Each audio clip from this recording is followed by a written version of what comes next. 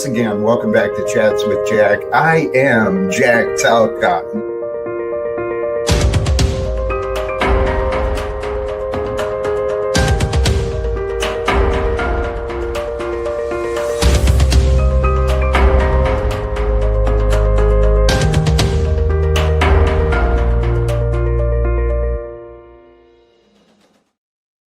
And greetings, blessings, salutations, and love. Once again, welcome back to Chats with Jack. I am Jack Talcott, and as far as I can tell, I'm claiming it again. It's Tuesday. It's Talcott Tuesday, man. So, yeah, Austin, stop being a watcher, loser, hater, man. Blessings to all of you swinging through already. I really am. I'm filled with love, filled with excitement. I know the optics are high, and Blue, starting earlier, I meant to.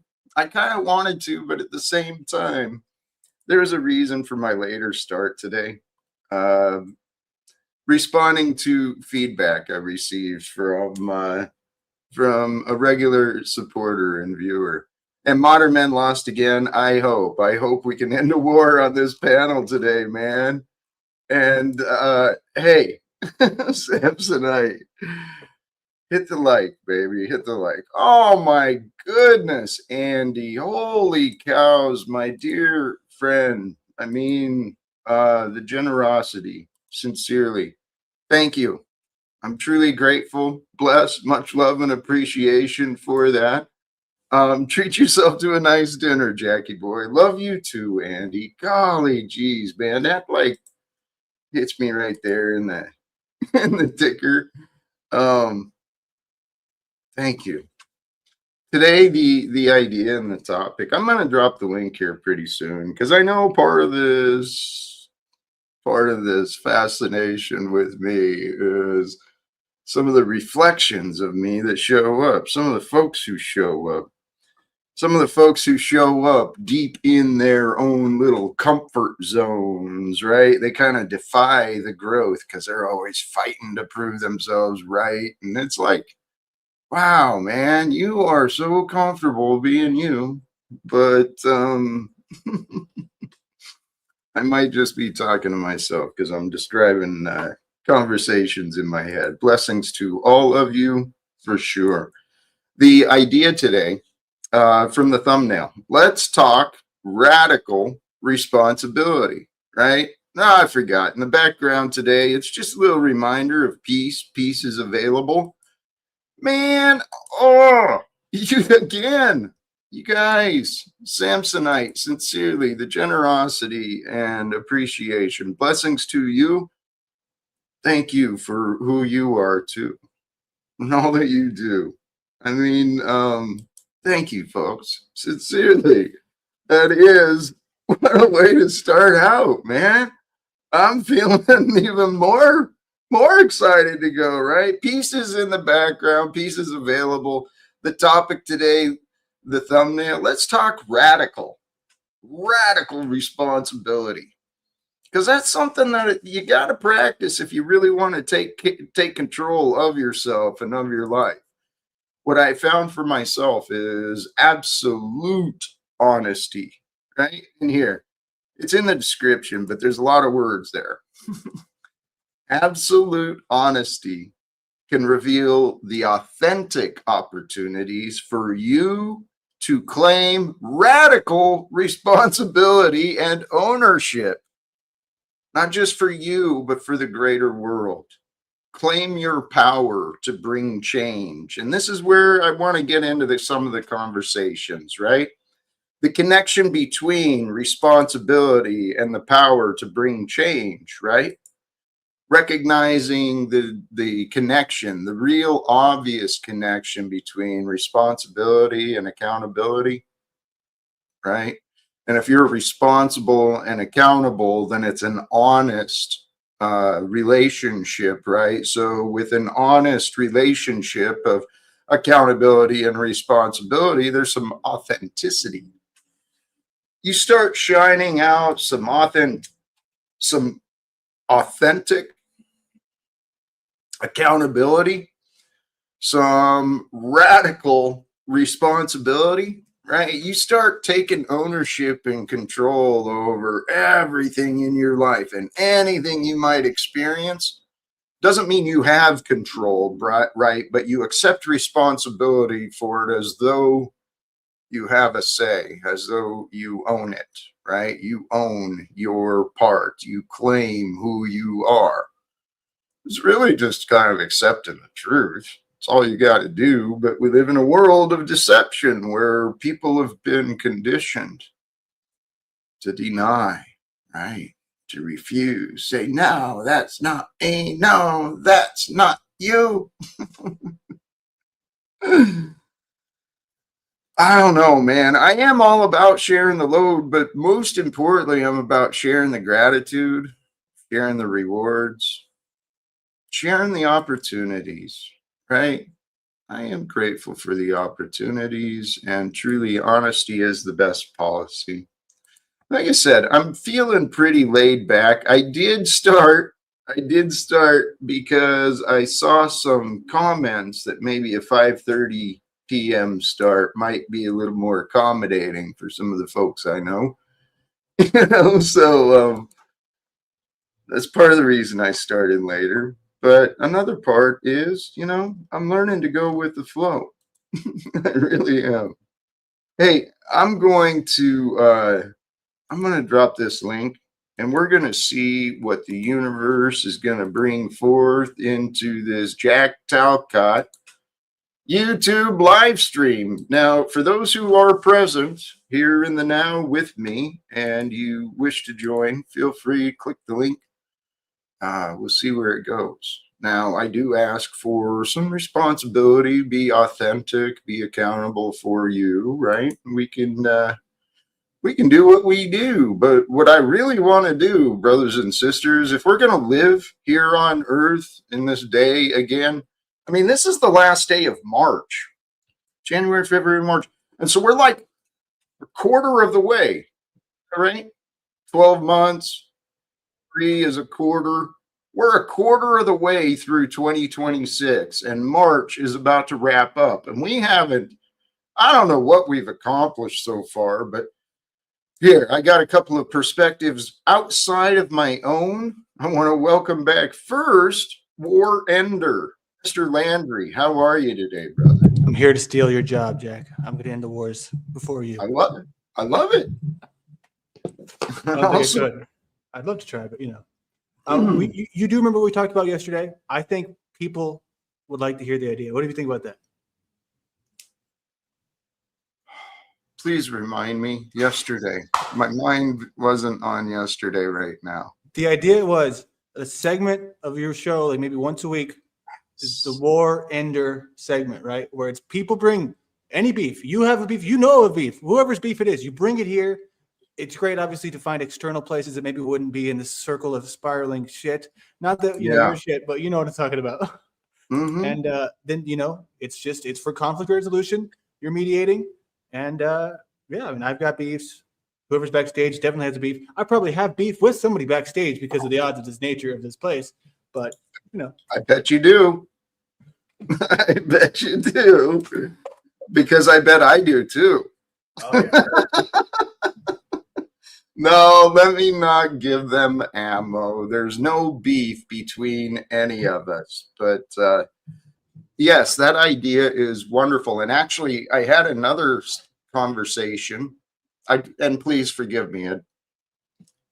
I'd forgotten about that. Yesterday was so long ago. But we had talked about possibly trying to highlight my ability to mediate, right? Because I think I can. I know I can. And then last night I had another conversation with someone I recently connected with, and his idea was similar but different. Oh, like a call-in, make an option similar to what Paul has done with with the call-in, so they don't even have to do the StreamYard. Yeah, that's a good point. It gets more of a variety, I guess, potential, but then you lose the video. But sometimes it's a good thing, right? A lot of people it's distracting sometimes. You know what I mean? I like the option that doesn't even put them up unless they have the video on. So they're just like, they're there, but people don't like that because they're like, who's talking? Who's backstage? Yeah, I know. It's interesting though. There's a lot of ways you can set this up. Here, tell you what, we've got a couple of guests in the back. I want to be respectful to both of them. Let's start with this one. Snafu, welcome. Zebra. Yes, because Andy is in such a great mood, and Andy has called you for being blasphemous, but supports blasphemy through financial resources. He can also help me with my clutch, Andy. PayPal, Snafu Snaps, Cash App 007. Hey, Snafu. Because if we're putting our money to those who worship, change But God's what if- word, Andy, you should definitely stand up for someone who stands up for God and needs a clutch. And What if we modern found another man- way? What if we why found is- another way, no, Snafu? Why is Landry trying to I run love right that. your I cloud? love Yeah. that. Another No, way. why is You it? Can we do bring right. Steven up? Because why is Snafu, yep, we'll do that. Welcome, Stephen. How are you today? Hello. I'm sharp as a knife. How are you today, Jack? I'm feeling very sharp today. It looks like a cigarette and a sword stick. Like the way it's pitched. No, that's need like a nice Oh, honey. I see it. I was just seeing style the shiny part. I see the other side now. Okay. Yeah. No. It's a black micarta handle. I'm supporting the South Americans. It's from El Salvador. So I'm trying to Congratulations. support the underprivileged people, our friends down south. How are you Yeah. today, Jack? If only that Vets for Peace hoodie could tell stories. I know. I'd love to get another one. How many of those do you have? You have a gray one, don't you? Or Yeah, currently it's just two. And then I don't know why. I left even some of my Veterans for Peace shirts back in Spokane too. really? I You don't know just why I left them didn't bring them up. I do see in the back a got beef question directed at me, right? May I, Jack? Please. Yeah.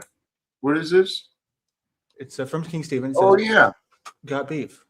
Asking you, got beef? You mentioned a beef show. You wanted to do a show here with beef. It's not my So- show. No, it's Jack's show, right? He's always looking for suggestions from people. And what do you call it? Okay. People can Are take you- co-creation, right? Are you confused by my collaborate. question, Which Landry? one? But the got beef? Got beef? Is that confusing to you? Well, so we can define what beef is, and if we think it's the same thing, want to go there? Sure. Define what you mean by beef with your Beef show. for me, well, and if you can take this as just, I'll start with you, right? What I feel about you is that you're beyond communicating with, especially in my turf, right? Because you do it for just long enough until you can come back to being your same old self. That's something that he's good at forgiving. Me, it scares people away, and there's nobody there in the first place. So I got no people left to scare away. So yeah, I don't think that you're a Yeah. good human, and I don't Your think that you channel's can kind of be- dead. Yeah, I'll be right back in a minute. Your channel's kind of dead. I agree. All right. Said he'll be back. So welcome. Oh, I guess I've got a different one. So that one. We'll try this one. Are you going to moderate or are you going to just backstage? Because That's I do moderation. got beef with Landry. No, I got beef with Landry. So do You've got- everyone else online. You've got beef with life, dude. No, you need to moderate. This is not a moderator. You're being biased now. Is there? Okay. Tell you what, I'm willing to I moderate. got if you beef and believe- you're saying you're going to moderate. So moderate. Quit being do biased. you- wait a minute. Do you think there can be resolve, or are you just looking? If for- Landry accepts responsibility and accountability, perhaps. So only if it's in your terms. Well, I can tell you what he's Well, gonna say. it's the terms of what is morally correct, right, and I'll tell you what. genuine. Let me back up.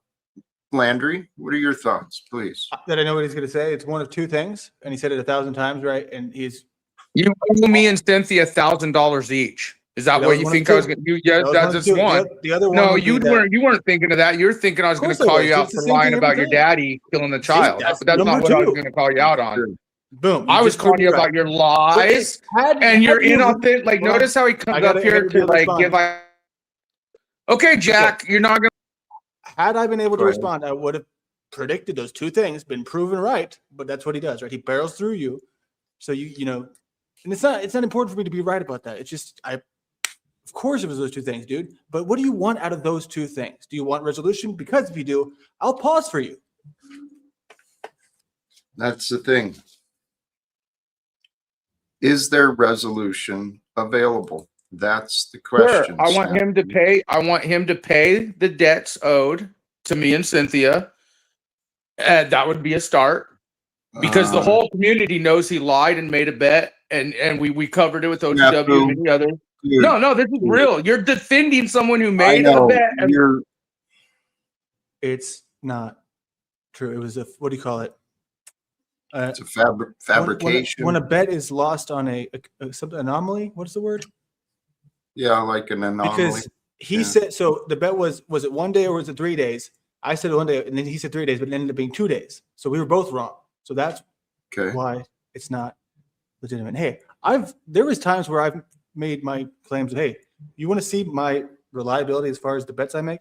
To prove people like you're wrong. And I put my money where my mouth is, dude. So what you should do, Snafu, is open yourself up for a new way, and not just to meme, but seriously, be open and be receptive and believe in who you are as a person. Be good, and money will come to you. It will. I know it will. But you got to change.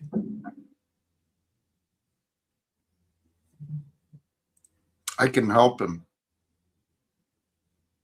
You can help him. He can help himself.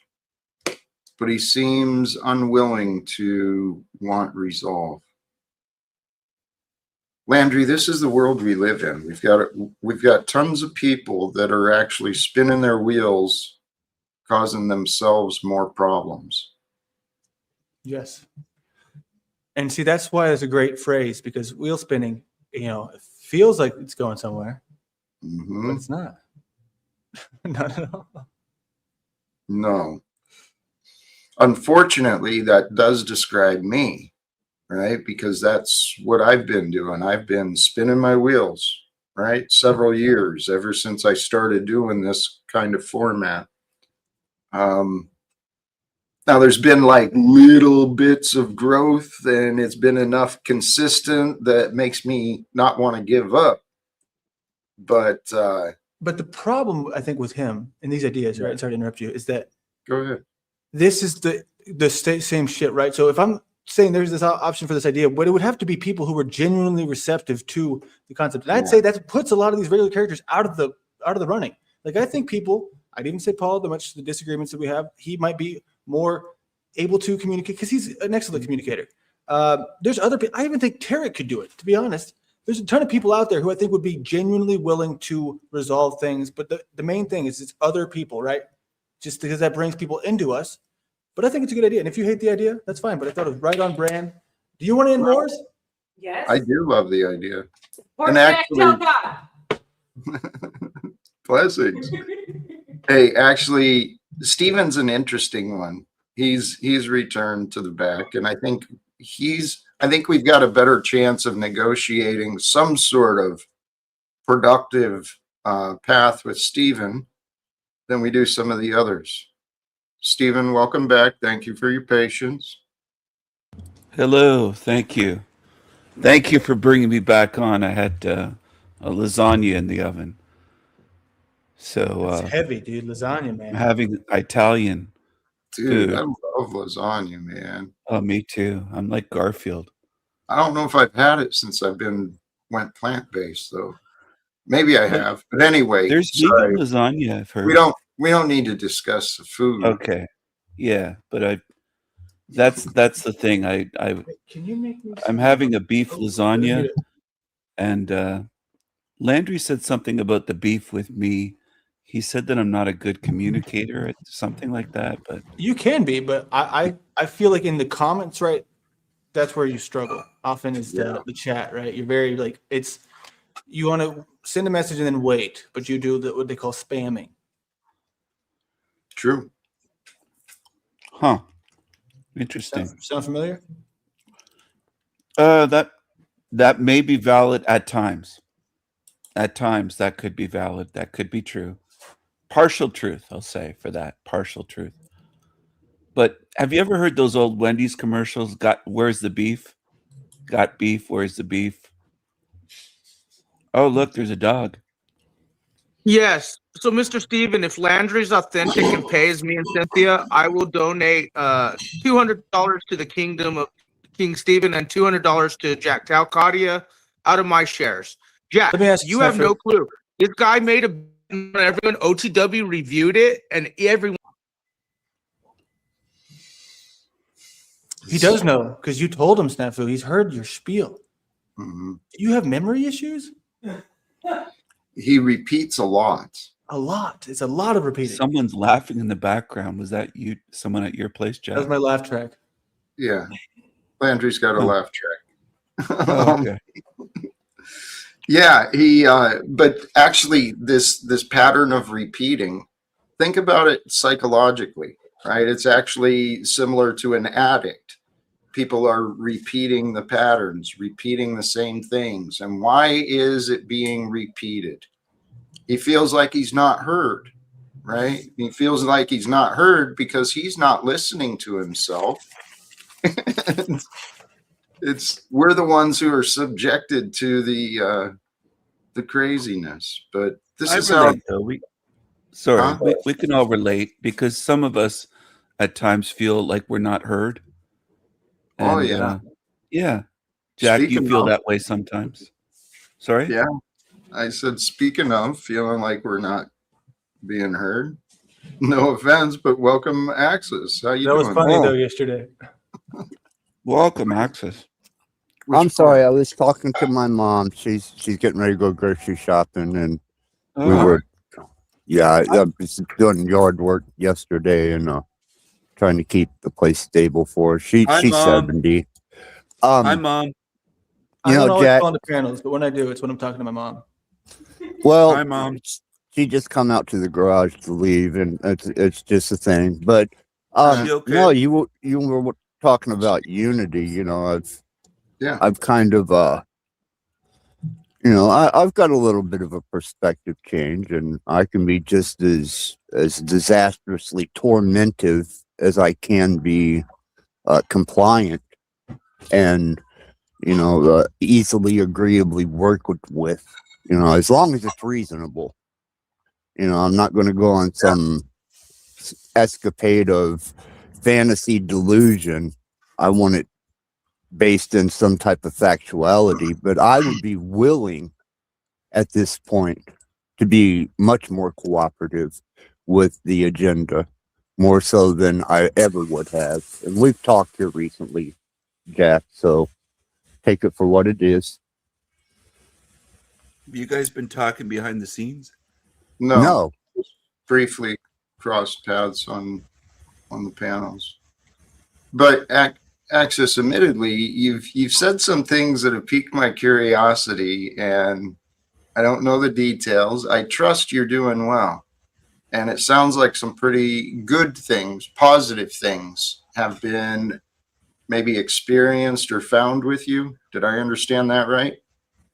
Yeah, I started studying not the Grigori, the fallen angels, but the Agori from India and how they conduct themselves.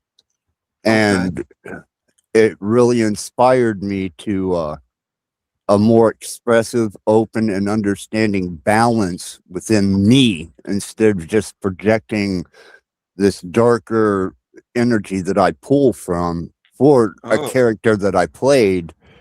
I now have an aspect of identifying with me as a person instead of the character.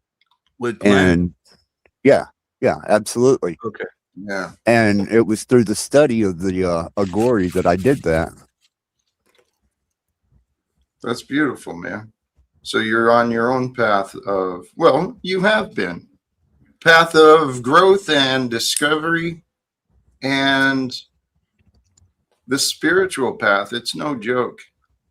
It will transform us, but I think we got to be wise with it. Hey, I'm sorry. My mind was halfway focused, admittedly. We have some folks in the back. I'm wondering What are you feeling, Glenn?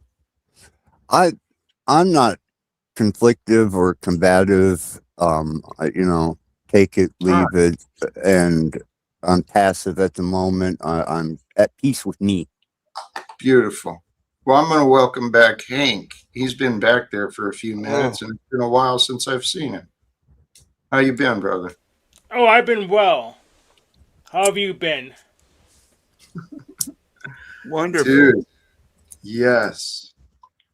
Guys, I swear, what are the right ways to describe it? Well, it is what it is. I feel as though I'm living this dream, and this dream of my life, I'm on my way to do something pretty spectacular, right? Because I know what my heart has been set on. My heart has been set on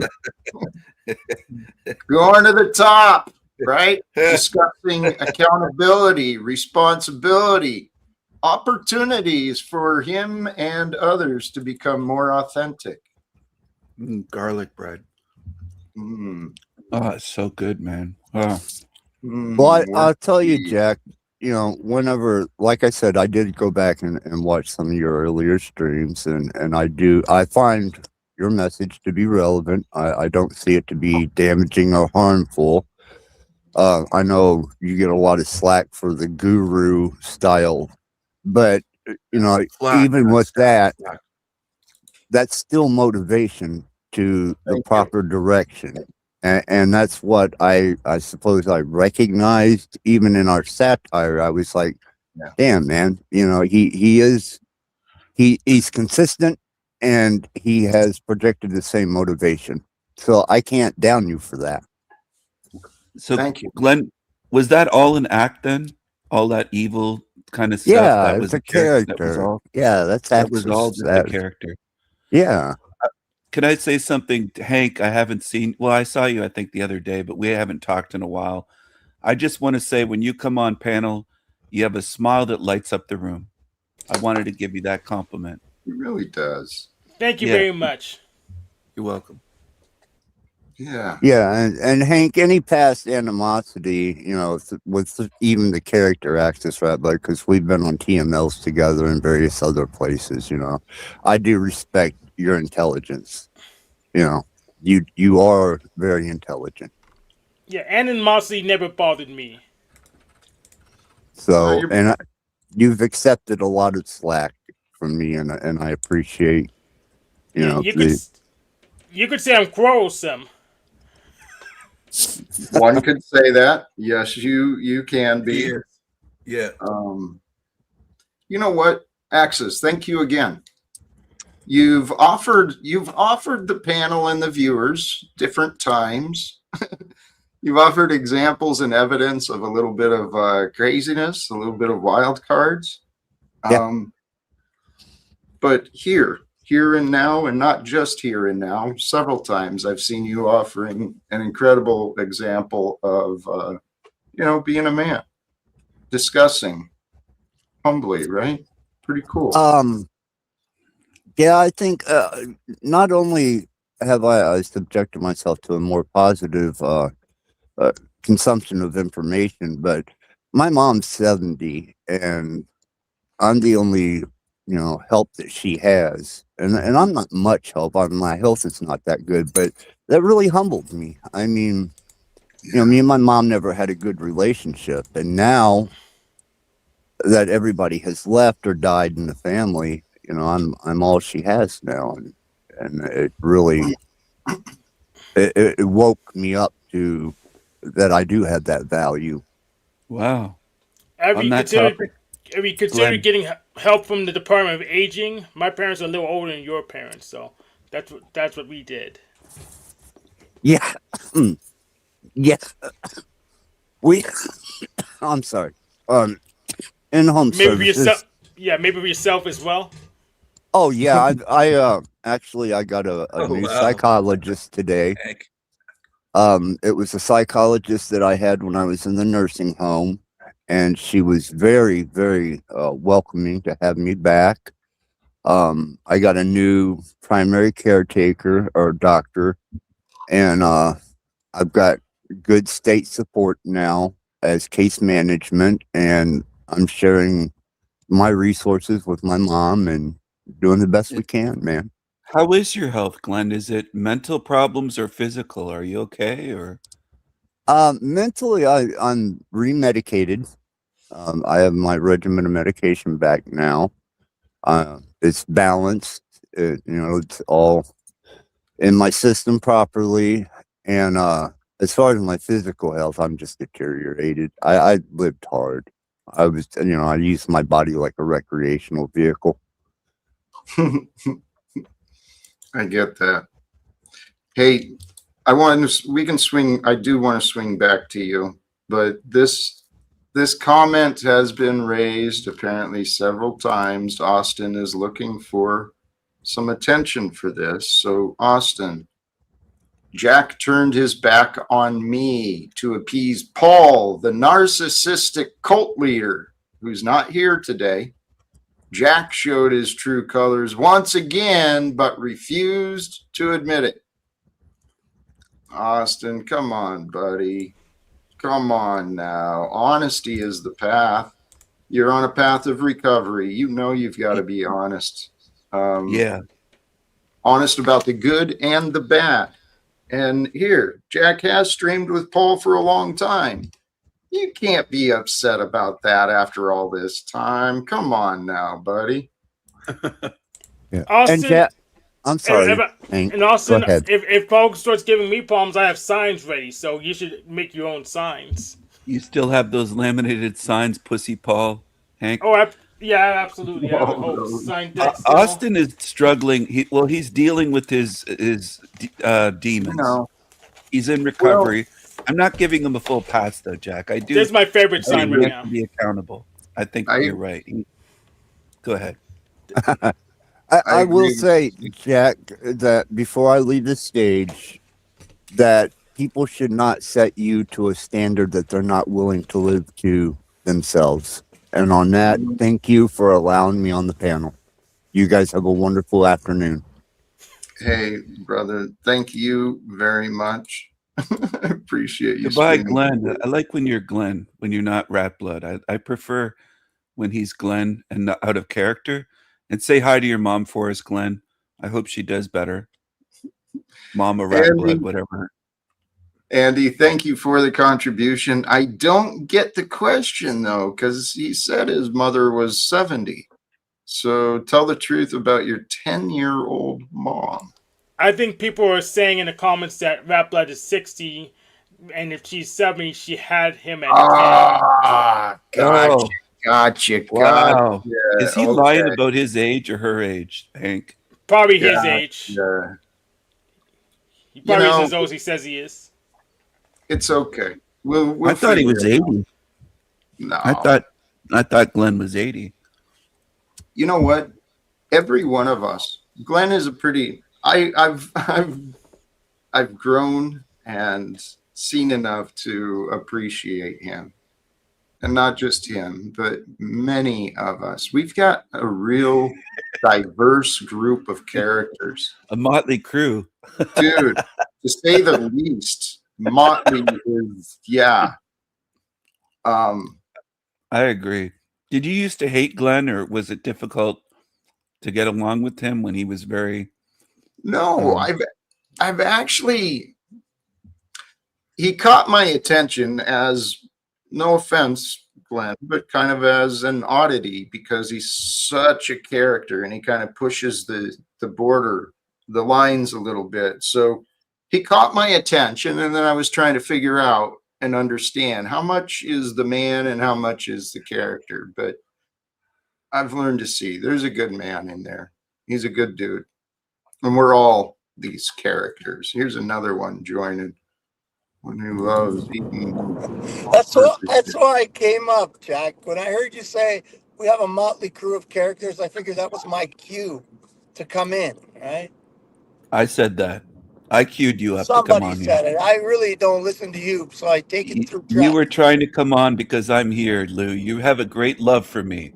I do. You do. So does Cheryl. She really gets upset when you don't take your meds. She calls me You're, and she tells you me, have a "Listen, difficulty pronouncing can you Cheryl with get, those dentures. can you get, can you get Steven to take his medication, please, Louis? If you get Oh, How on much did panel you and he's spend on there, those dentures? did you take your medication today, Steven? Look at those teeth. We love you, Steven. That's quite an ongoing lie you have going, Lou. It's something. Maybe you're obsessed with that. Are you or obsessed with me, your Lou? caretaker. I don't know which is real. It isn't real. I don't have a caretaker. He's made up the whole story, Jack. No, It's a Jack. fantasy Lou has. There I'm an is no honest Cheryl. man, Jack. You invented that. I make up a lot of things, but not that. You make up a lot of things. You're a compulsive liar, Lou, but we like you still.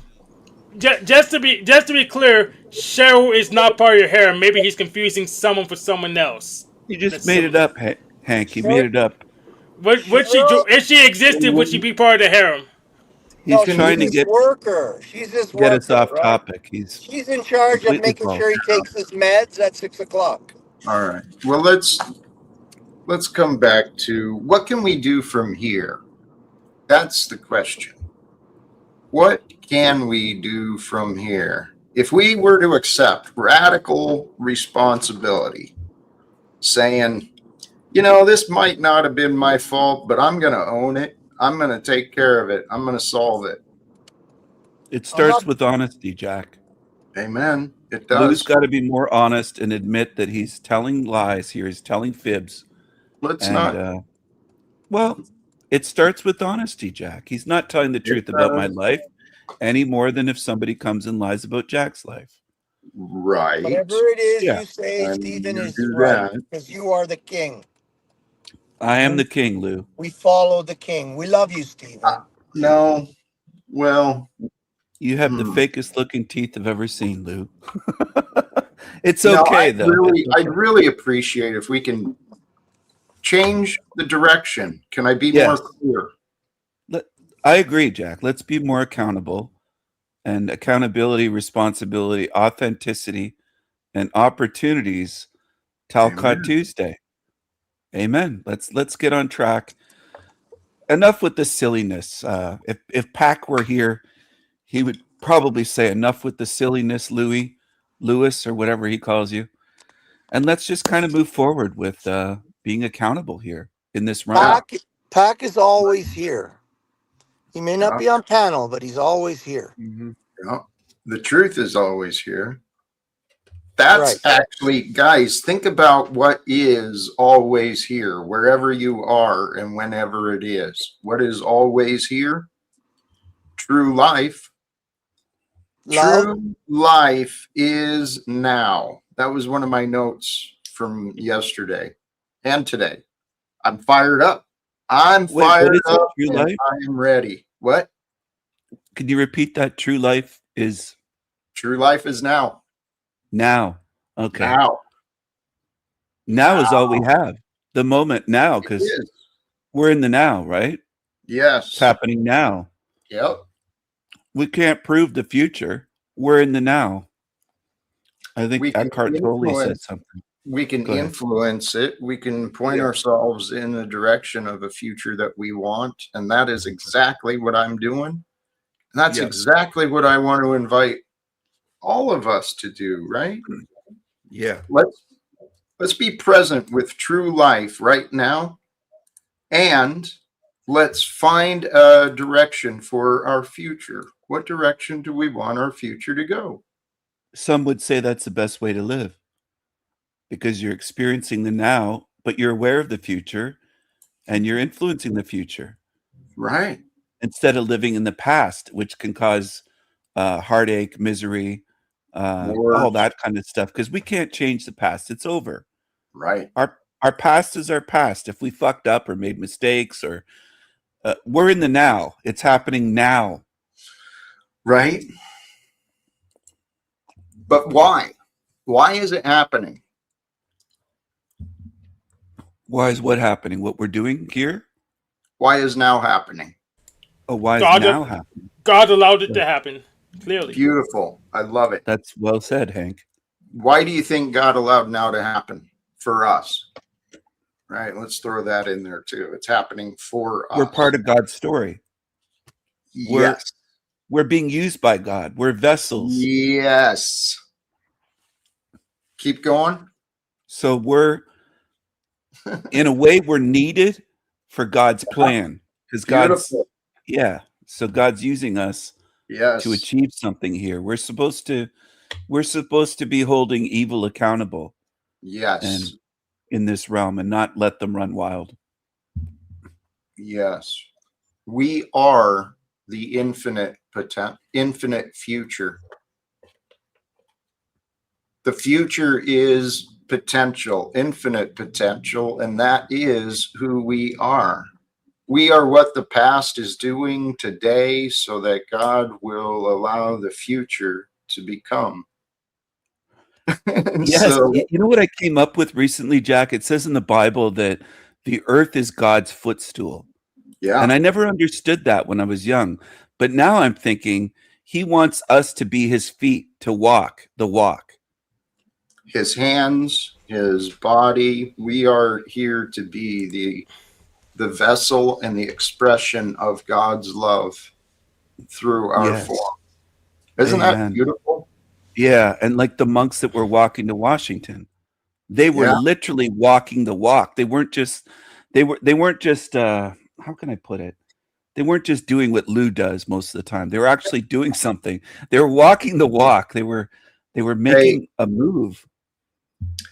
They took what I do, talking about peace and ending wars. They took that, doing that every day, but then they went out and made a show of it. They showed how devoted and strong they are.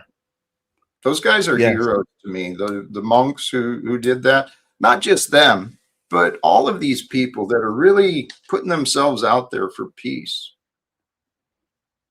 It's cool. It is. It's really cool, and it's respectable when people live their walk that way. They walk the talk, they walk the walk.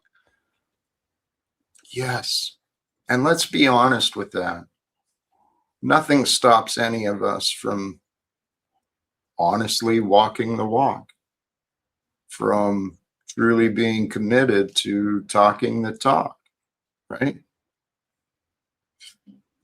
I'm committed. I'm devoted. And you know what, guys? It's really the only choice. It's really the only path. Because once you understand if you understand what I'm talking about, it's exactly what Jesus was teaching. That is the way. It's the only way to live with love, to live with faith. Surrender yourself, right? Baptize yourself, crucify yourself, let yourself go so that you become a vessel for the Father, right? For Abba, Adonai, right? ABBA. I thought that was a Swedish band in the 70s or something. I understood that's what Jesus, Yeshua, had. I understand that was a term he used for God, Father, Abba.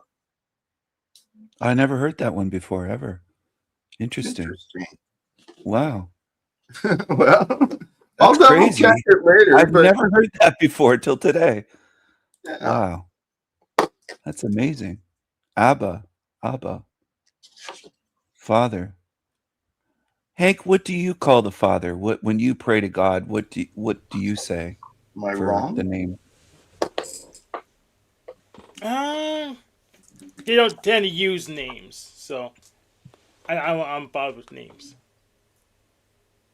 There we go. Here. You had me questioning myself. This is from online, so take it for Oh, I what it didn't mean to do that. Abba is an Aramaic term for father, used in the New Testament to signify an intimate, trusting relationship between believers and God, appearing 3 times in Mark, Romans, and Galatians, representing Almost. deep personal Wow. affection and respectful submission to God's authority. Like Abba, the Father.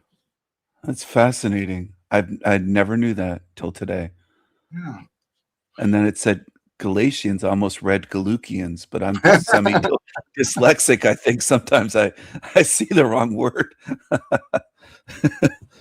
Hey, there you go. Snafu, welcome to you. Welcome back, Snafu. I want to say, go ahead. Snafu, if you do get the money from Landry, and if you donated 200 to me, I'll give it to either a children's charity or a food bank. I'll donate the money to help someone. That's fabulous. Where did that go? Yeah, when I did it in Google, that's the first thing that came up was the band. Yeah, they were super popular. They were. Toured the world. You know, Mama Cot, the lasagna I had, that sauce reminds me of Mama Cot's special sauce, pasta sauce, just like Mama used to make. So good. Snafu's very quiet. This is He is usually has a almost eerie. wise. Yeah, he usually has a wise guy thing to say every time he comes on. He might be distracted and not realize where he is. That seems to You're happen. muted, Snafu. It's okay. It's all right. We guys, we're living in this time here on Earth where if we look at the government and the corporations, there's truly been a lack of accountability and responsibility. And it's because people are living inauthentically, right? We're enabling problems when we could be solving them. Amen. I was just thinking, I was watching a video earlier where people were acting, and I was thinking it's so inauthentic the way so many people are behaving these days. They're acting in videos just for money, and it just doesn't seem real out in public. There's a lot of inauthentic people. Yes, kind of like you, Stephen. It's what the society is taught.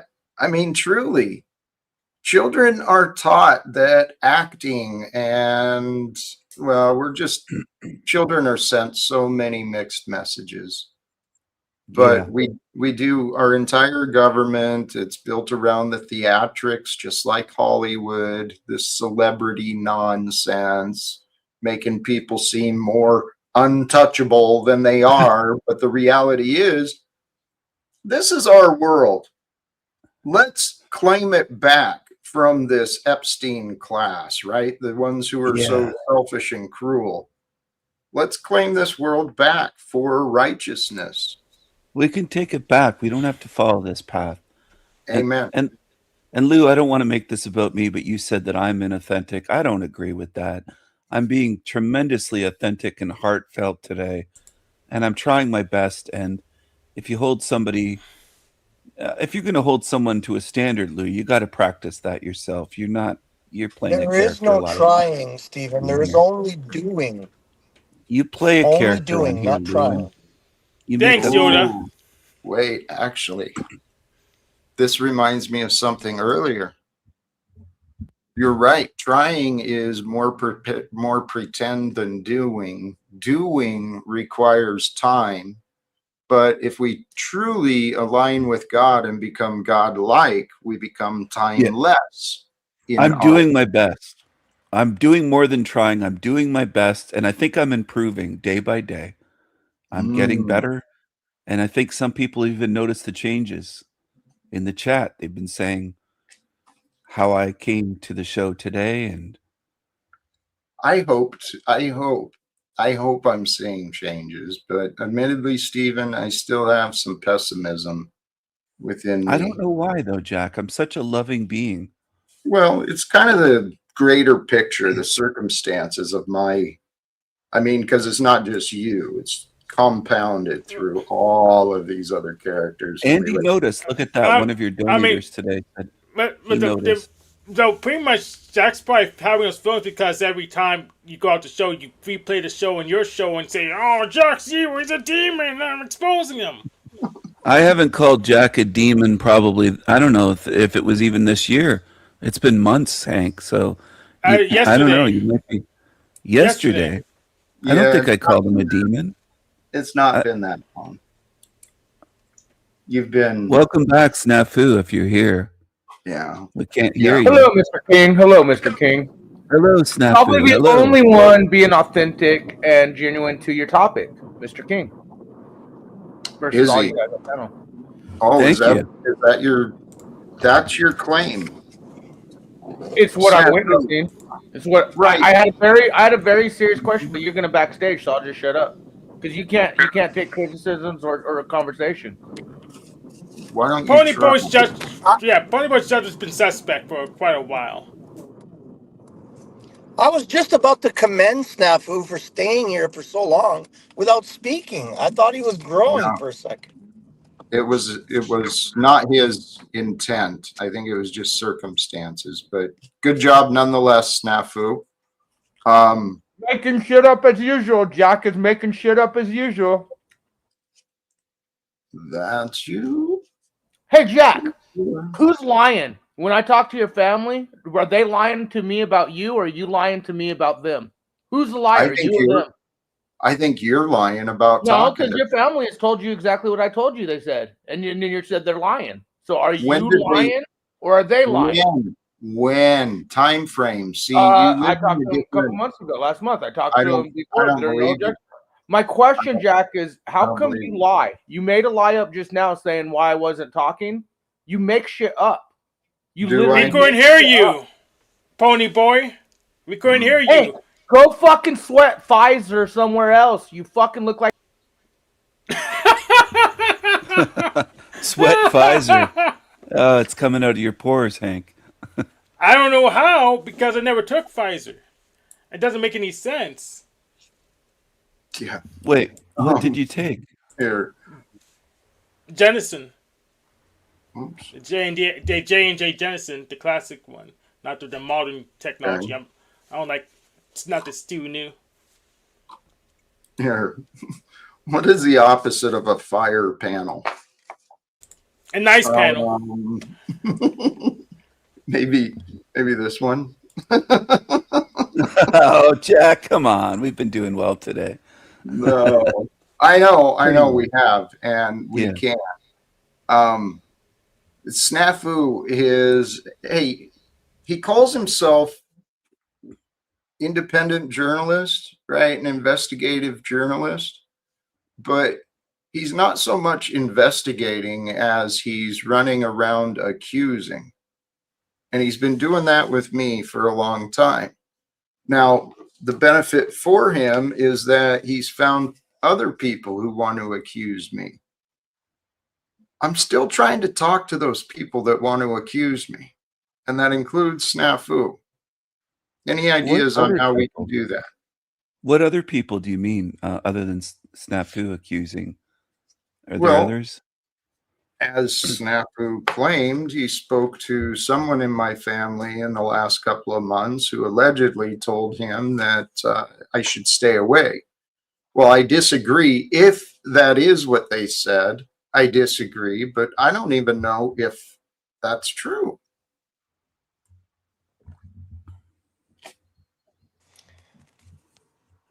I'm just going to say that it's really sad, Snafu, that you do these things.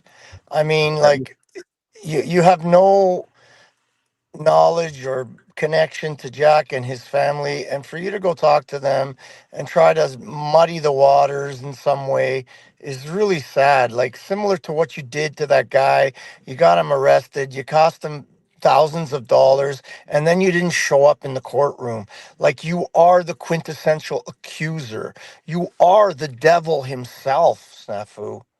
Sooner you Wow. start realizing this, the sooner you start realizing this, Snafu, the sooner you can actually have Jesus come into your heart. Because he's not there, Snafu. Please, I want to offer regarding what you said, let's not judge the individual as much, let's not condemn the individual as much as the actions. So what he's showing is that he's certainly serving the ways of the devil more than the ways of Christ. But I know that's not who he is. I know that he's just like me. He's a guy who's trying to figure it out. except he's learned some things different than me. I think Snafu sees himself as a fisher of men, and I think that what's that, Rotten Apple Media or whatever, Bad Apple Media. Yeah. I think that guy was probably threatening and violent towards Snafu, and I don't know. I don't So think if that he was Lou is threatening and violent, being. why didn't I don't. Snafu show up in the courtroom and Yeah, testify? What that's my. courtroom? What state was it in? I don't think Well, Snafu. whatever, wherever it was, he was the one that was the accuser. The guy was arrested. The guy caught. I don't know the guy. I don't care about the guy. I don't know all the He's an details. idiot Neither in do my you. books. But Yeah, it was Yeah, well, maybe Michigan. you're just making up stuff, Lou. well, no. So From what I understand, Yeah. that happened. No, you I made talked up to this Leah. Gerald No, stuff, so I can't trust you. You lie about stuff, Lou. Well, well, you you can don't have trust. to believe me, but You the lie. guy said You it lie. himself. Yeah, You lie, Lou. so Lee told me so Bad Apple Media is in Michigan. So if Snafu was serious He's a liar, about, though. He lied on my channel. I gave him a chance, and then that Bad Apple guy he's a liar. I wouldn't trust him. yeah, I don't trust him, but Bad Apple Media's in Michigan.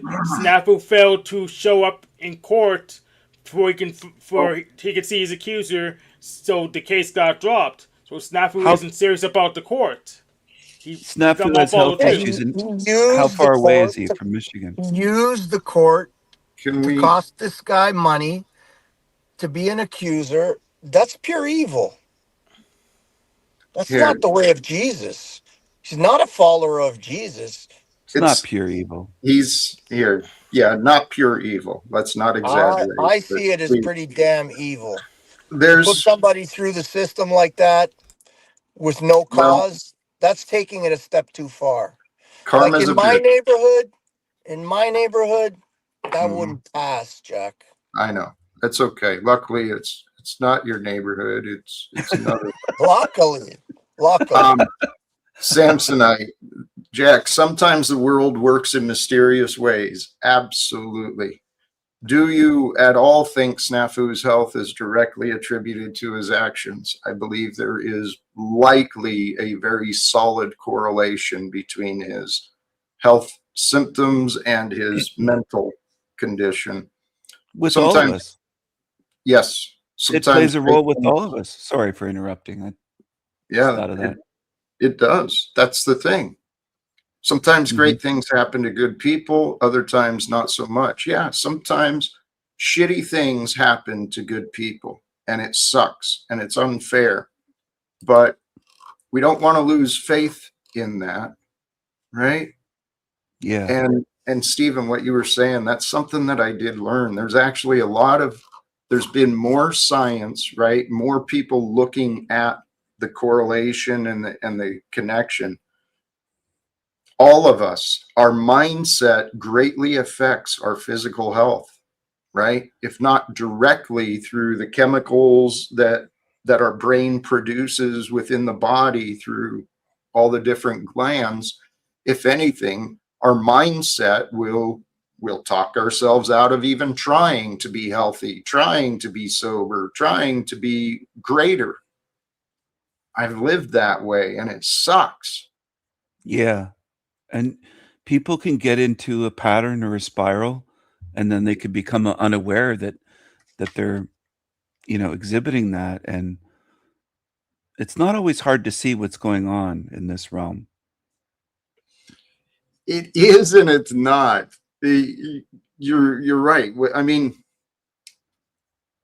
it sometimes the truth will be right in front of our eyes. And that happened to me a whole bunch of times. The answers I was looking for, I was all stressed out and worried about this situation or that situation. When I finally found the answer, I realized it had always been there.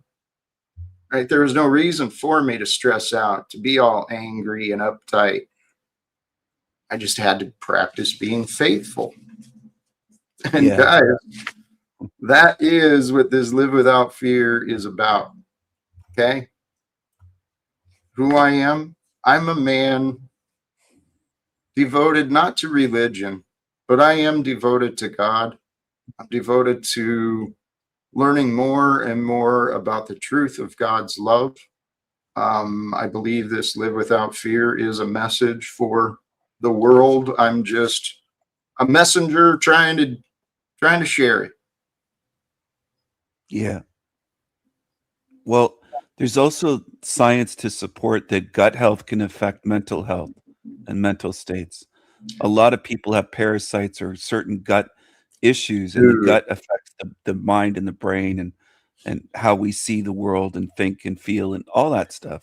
It's all connected, man. it really It's all is. connected. Yeah.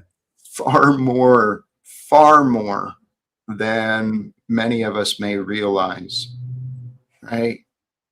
Because That's if you why I look kind of give Lou a pass because he eats roadkill and all that stuff. It might have parasites, and who knows what's in Lou's brain at this point. You never know. actually, I'm confident Lou's spirit keeps him pretty safe. He's got a great heart, and I think his intentions are right. He wants to conserve, he wants to share respect, and he wants to do what's best for his health and his family's. That's what I got from him. I just hope he's not eating those rotten chicken heads and stuff anymore. Some of them look pretty nasty. I'm Well, sure it's they're pickled. it could be unsafe though, Jack. I just saw a story of a little girl, somebody's daughter ate at Wendy's and it had E. coli. She got so sick that she's been in a coma just from a cheeseburger. It's I not mean, if from you the E. don't cook that coli, stuff, it's from the human meat in the burgers.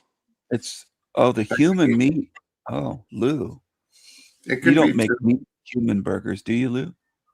Well, guys, we No, do. I'm not a cannibal. I actually live as a human supposed to be, the way we've been for millions, thousands, however long we've been here. I choose to live Millions. in Yeah. that. That's why Well, my microbiome is so functioning so perfectly. hmm, um, Is that why your teeth fell out? no, I'm stop, sorry. please, I please. I He's keep my fake teeth so that I can pull them out when you're ready for me. Lou. You are And doing great, my friend. Perverted weirdo, Lou. Come on, don't. as soon as I you're Let's keep it ready, classy. let me know and I'll take my teeth out for you, honey. Keep it classy. I All admire right. I know he your wants to path, suck me, but Lou, Oh, guys. let's not be it's There homo. because is, you're my king, Stephen. guys. There are rumors, stories. Some pretty sick things are possible in the society we've created because as long Yes. as it's all industrialized, mechanized, well, the quality isn't as important as the profits. And so, Yes. Do you think they're using human meat though, Jack, at Wendy's, McDonald's? Do you It's think been they're proven. these Satanists or People have taken I'm samples and asking Jack, tested not you. and Why are you found. responding, Lou? No, I'm just I'm letting you know asking that it's Jack. been proven. They Oh, found jeez. DNA of human beings in every single major chain. Your mother, they found. Yes, parts of my well, mother. Okay. here's the thing. Personally, I'm not a scientist. I don't know how they test. I don't know the data in all that, but I do know that what I've learned, God is real. And in the reality of God, there is darkness. There is true evil.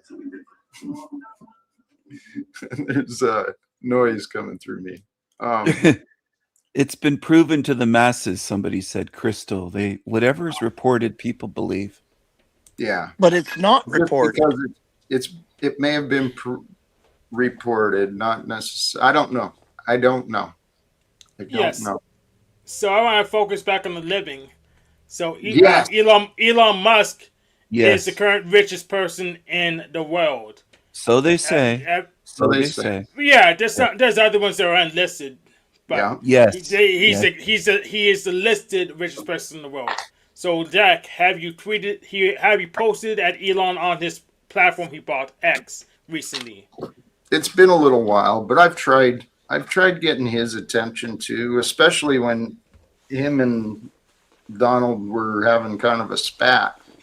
I thought it'd be the perfect opportunity to try and get in there, but um, I tried tagging Elon. He didn't respond to me. He didn't recognize me somehow. Oh.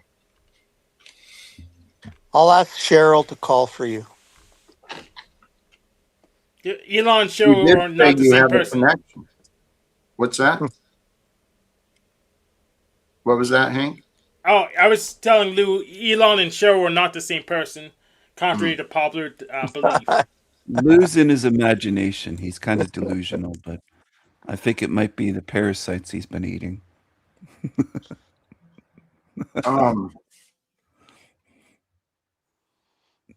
There's got to be a way, guys.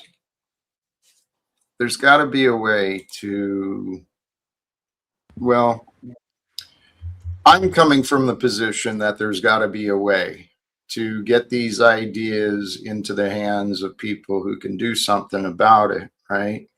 Because we can transform this world. There's a lot of, I believe there are many billionaires who would be willing to change the world. But since, the systems are what they are, they're just learning how to be successful in the systems that are. They can't all be evil. There's got to be a couple of few here that are good. They can't be 100% evil. That's my faith. I do have faith in that. I do believe that that everyone is redeemable, and that this Even is Lou. even And Chuck as well. You know what? Anyone I've experienced is actually doing pretty well. Yeah. They're on the positive side of goodness, right? Even if we don't necessarily get along the best. I believe it was either Jesus or God that said, where there's a will, there's a way. Yes. So there is a way if we have the will to do it. Yes. Jack, have you ever heard of the term tikkun olam? I think I may not be pronouncing it correctly. Tikkun olam or something like that. It's Hebrew for repairing the world. Okay. Have you ever heard? No, I've not heard. Well, look into it if you want. Apparently, there's two ways of repairing the world.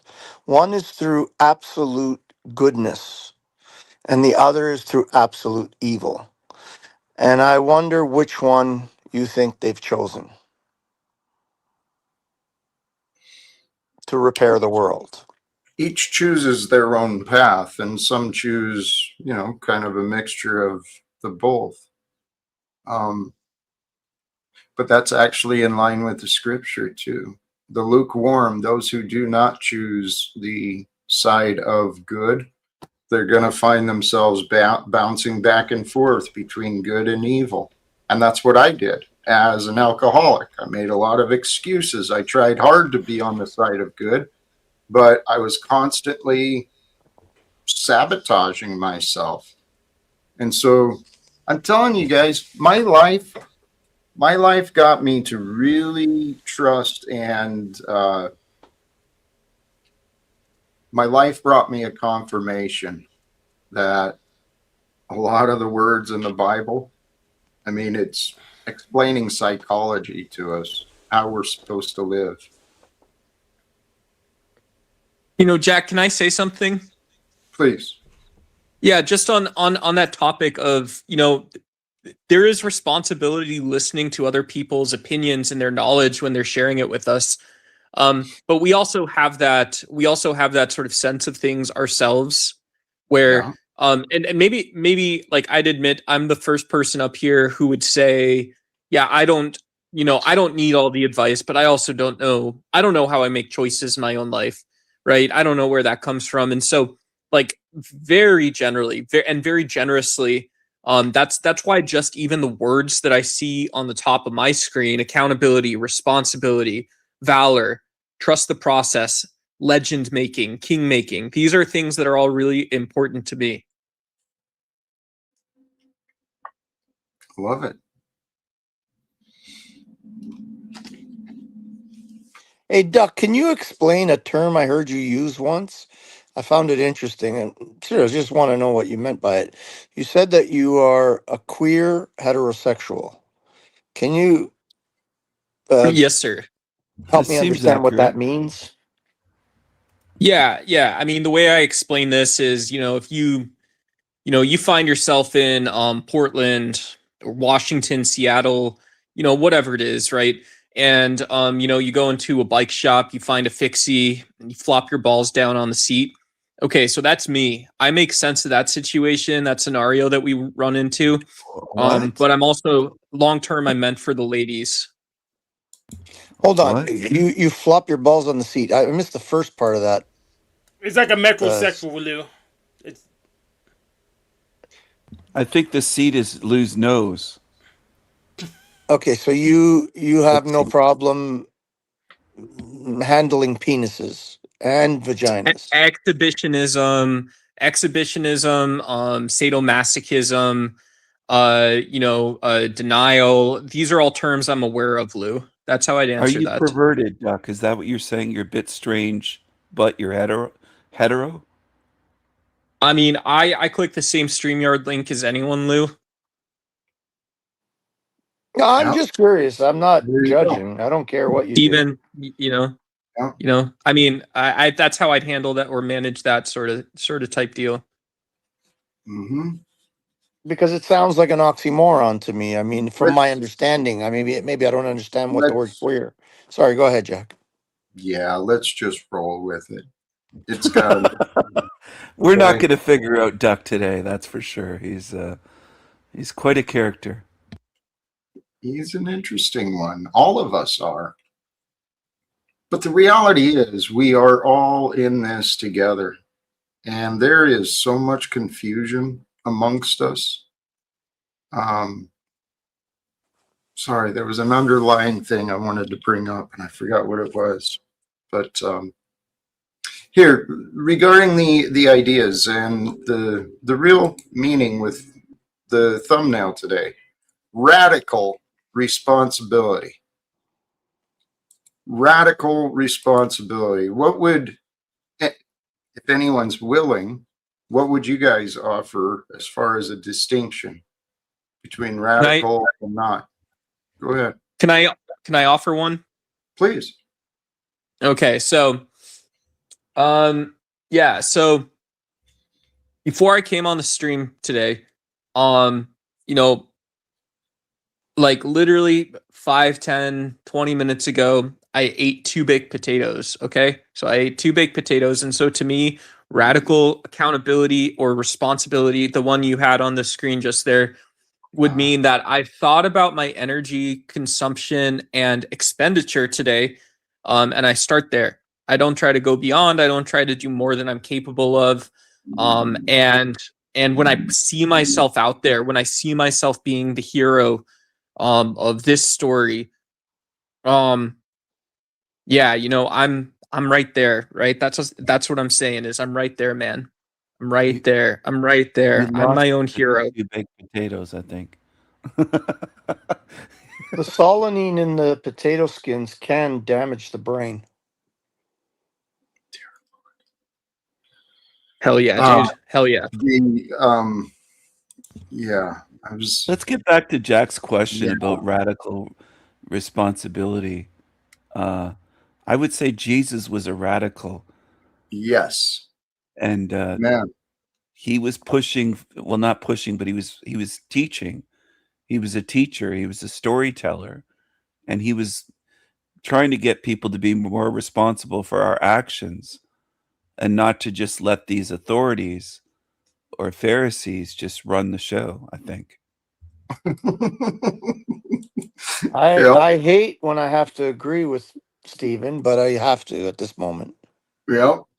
And I can empathize with the way I heard you describe that with my efforts to prevent the Pharisees and the Sadducees from taking over the show.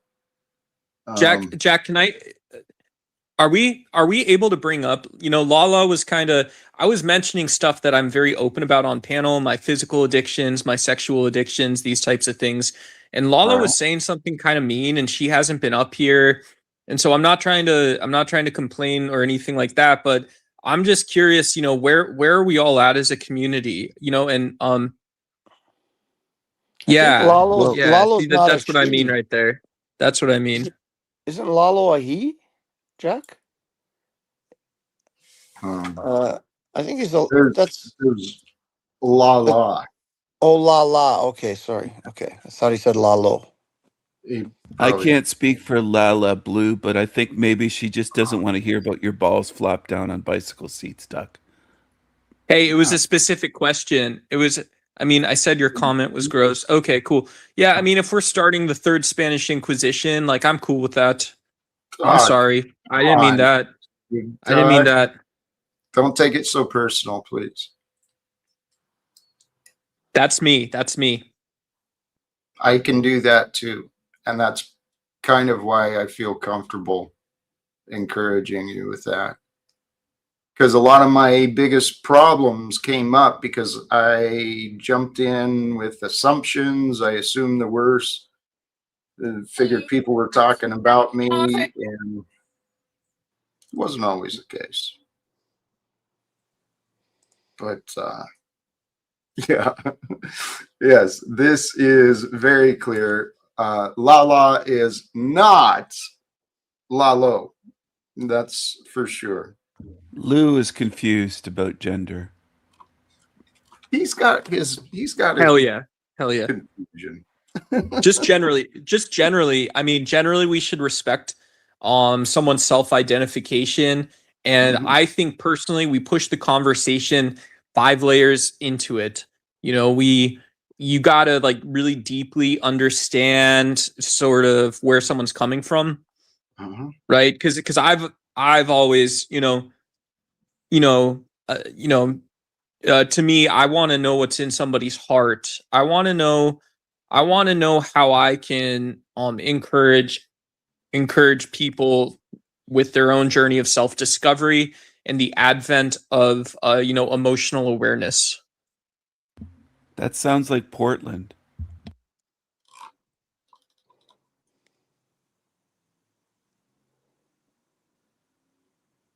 Sorry, my mind got distracted. I got Snafu sending me texts about how I'm proving everybody else to be right and how I'm wrong. Hey, we got another guest here too. Someone I believe I want to welcome back. Brick, how you doing, my friend? What's up, brother man? How's it going? Hey, everybody on the panel. It's good to see y'all.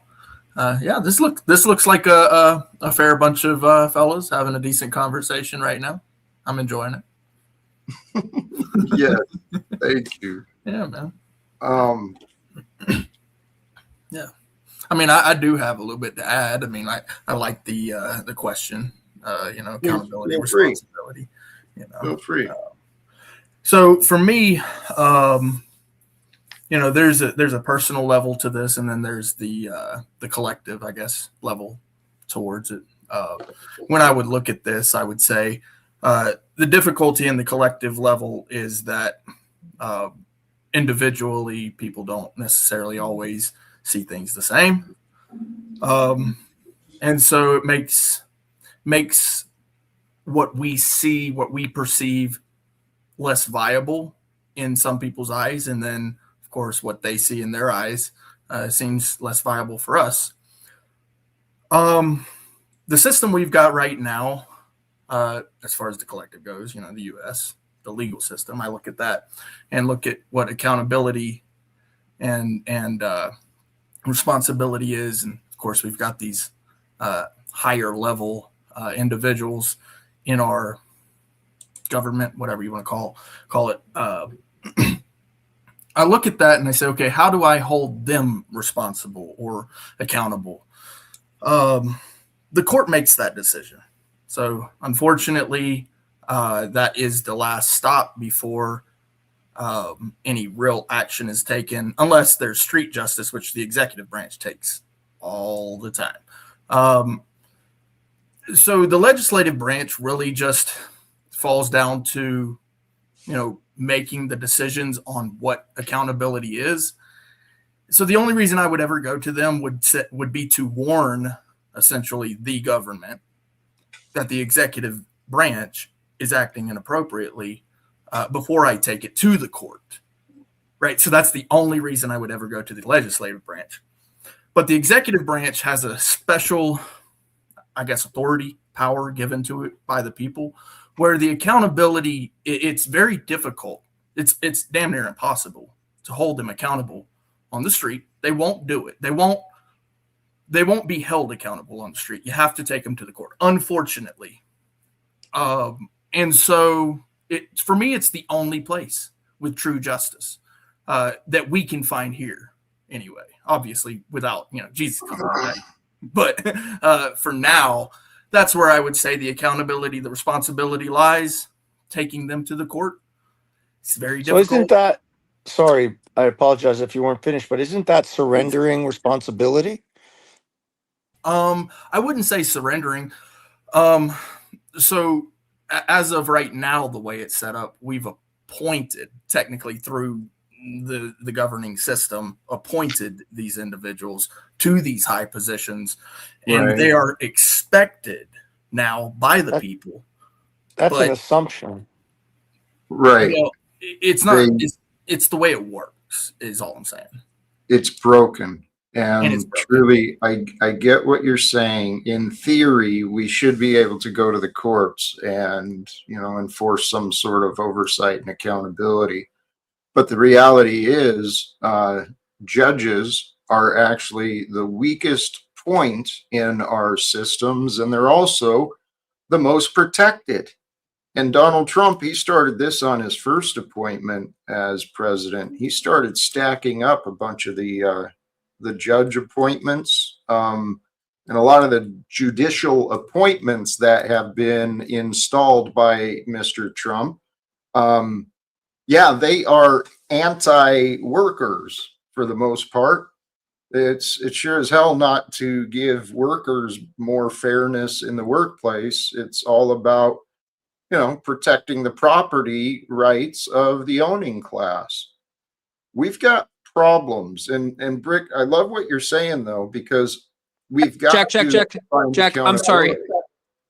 I'm going to be so rude here, but I just have to say Clay's gotten all of his opinions from like various panel sources, and so he's one of the more rational people I know. But Brick, I think you're a conspiracy theorist too.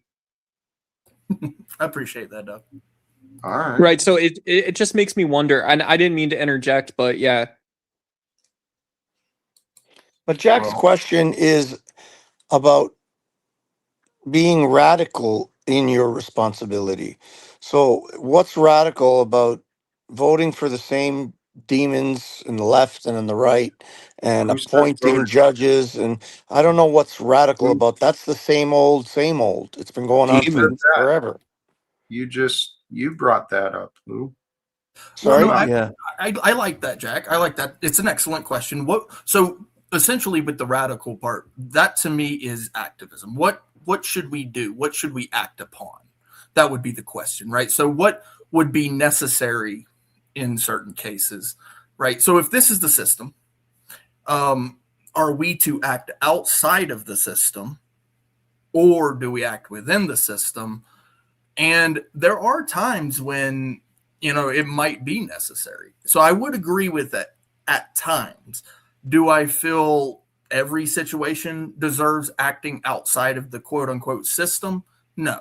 But here's the interesting thing. We actually do have built within the system a mechanism to protect the people through the Second Amendment. There's not. There's institutions. The system itself is just a set of laws, though, right? So I don't understand how we'd ever protect ourselves. So through the Second Amendment, at the worst case scenario, we do have a protection built in within the system. Now, I'm not saying what would you do with the Second Amendment? What exactly would you do? So certain instances of tyranny require certain actions built within the Second Amendment. And I'm not saying that that's what's necessary. I'm saying that is a mechanism. What about the idea of civil disobedience? What does that mean to you? It's a misnomer. That's not a real thing. To be civil and to be disobedient isn't actually it's not a thing. Like, so if you're Well, it means to acting within the disobey. law, It means to disobey the civil order, right? you're So what well, is the civil order? Where are you going, It's Lou? Are slavery you is trying where to I'm going. understand or trying to break it down? No, I mean, people, again, I've said it before, that people believe that civil disobedience is going to stand on a corner with a stupid cardboard sign begging your leaders Sometimes to it is. beat you Sometimes. less. Yeah. Sometimes it is. Sometimes Well, it takes that form. okay, I mean, that's fine. You can express So, yourself. I'm not saying that But that's Right. not it's civil wrong. So what are we, disobedience. guys?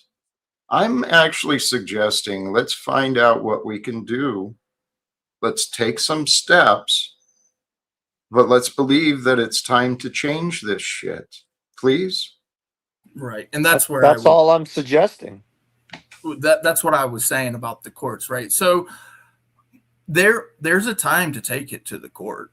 Like, if you actually see some real wrongdoings, right, you gather your evidence, you do your investigations, and you take it to the court. What Snafu is accused of doing to somebody, that's actually what you're supposed to do in the right fashion. It's supposed to be used in an appropriate fashion, and some people don't use it in an appropriate fashion. I'm not accusing him. I don't know the situation. I don't know anything about it.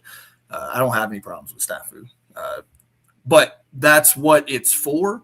And yeah, there's some situations where the 2A might apply, but like if you're really talking about like Epstein class, right? If they released files about something that happened, you go gather that evidence and you bring those charges up. And there is a mechanism built within so individuals can bring this stuff to individual DAs. And I don't see people doing that. I see that people are wanting the government to hold the government accountable, and they're just not going to do it. We have to do that part. Right. Right. So it's a matter of gathering evidence and plopping it down on a DA's desk. Yeah, I disagree, because that's back to relying on the system to do the system. Now, maybe that can work for some people. That hasn't worked for me. Now, Yep. because I've claimed, for whatever reason, human beings have not cooperated with me. I actually believe if people cooperated with me and some of the ideas that I see, we could really actually get in front of Congress and Trump probably pretty easily. I mean, if we believed that we should, we would. I believe that we should. Trying to find others to agree. Yeah, and I agree with that too. So essentially, at some point, it's a matter of, organizing, right, and presenting with authority. Getting the opportunity to be witnessed and heard. Exactly. And that I 100% agree with. It's not holding a sign on a cardboard sign on the street corner either. That's not the same thing, It's a little bit more authoritative than that. The two can go together. I mean, I've mentioned this before. It's a great tactic. When you've got people out on the streets, then you go in and you have a negotiating body goes in as well. Because if we've got protests, it's typically the result of a breakdown in communication, right? And if we stop looking at each other as enemies and we start working together, I'm sure we can bring solutions to everything, man. That's called cooperative or equal. It's called cooperative or equal sum. And so, yeah, it's just one of those things where it's like, okay, I know Joe Biden cared about America. A lot of people didn't agree with Biden's policies. They thought he was similar. He just wanted the same people to keep producing wealth for the country. And yeah, like, I know this isn't mine to respond to, but like if Lawless says it's like a spreadsheet, it's like, yeah, well, humans aren't like spreadsheets, right? You can't do that. Not really, not now. I am not a spreadsheet. I also want to add, it does require lead, but then also when it comes to lead, and Jack, you know this very well because you've been trained within the military, that it requires some falling back of your men or your troop or whatever you want to call it, and so if somebody is willing to, pick up that, flag and roll on through, then, there's got to be men behind him. And that's why a conversation, sorry. What flag are you speaking about? Picking up A flag, torch, whatever you want to call it. I mean, it's not necessarily a flag, a specific flag. Now, I do appreciate what the U.S. flag is supposed to represent. It's supposed to represent something. It's supposed to represent that Constitution, all right? First 13, Brick, it was, if you're a good Christian, not Earthers kind of big guy, Betsy Dunn Ross made the first 13 on a piece of fabric, flew it up above the White House in Virginia. Yeah, boy. Virginia? Yeah. Virginia? Virginia? Yeah, I mean, that's, it's supposed to represent something. And if the people aren't participating, it won't represent anything. Old Glory. Amen. The Stars and Stripes. But I just wanted to come up at least to, give that perspective of things. I mean, like I said, there's a time when it might be necessary. I don't believe it's reached that, point of 2A yet. But there are mechanisms built within the system that we can use. And I do 100% agree with you, Jack, that there's a more authoritative. You mean exercising the Second Amendment, like violent revolution? Yeah, we're for peace here, brother. Well, we're for peaceful solutions. Of course, not bloodshed. Of course, that's why I'm saying it's not where I don't see it at that point yet. I mean, people have not decided not to pay taxes, not to pay their permits, not to pay their licenses. People have gone along with all these things for 150 years, whatever it is now. And you think that now, just because they're going to all of a sudden use their guns, why wouldn't they stop all those? Why would they keep, stop paying taxes? Why wouldn't they stop paying licensing? Why wouldn't they stop asking for permission from the government to pick your nose? But you can still go down to the creek and take a fishing pole. America was created. America was supposed to be. America was supposed to be the freest nation in the world, and the people revolted over a tax on tea. And now, pretty soon, they're going to tax your sex life, and nobody's revolting. Nobody's stopping it. Nobody's saying, no, I won't pay for taxes on my sex life. They just keep paying. So you're just a bunch of mouthpieces for dead air. You just don't know it. Come on. But can I ask you, would you be one of the first people to step up, Lou? Would you be one of the first people to step up and talk to local lawmakers? Maybe consider the contribution you can make. Why would I go to the people that are pressing for change? Lou. Yeah. Yes, Jack.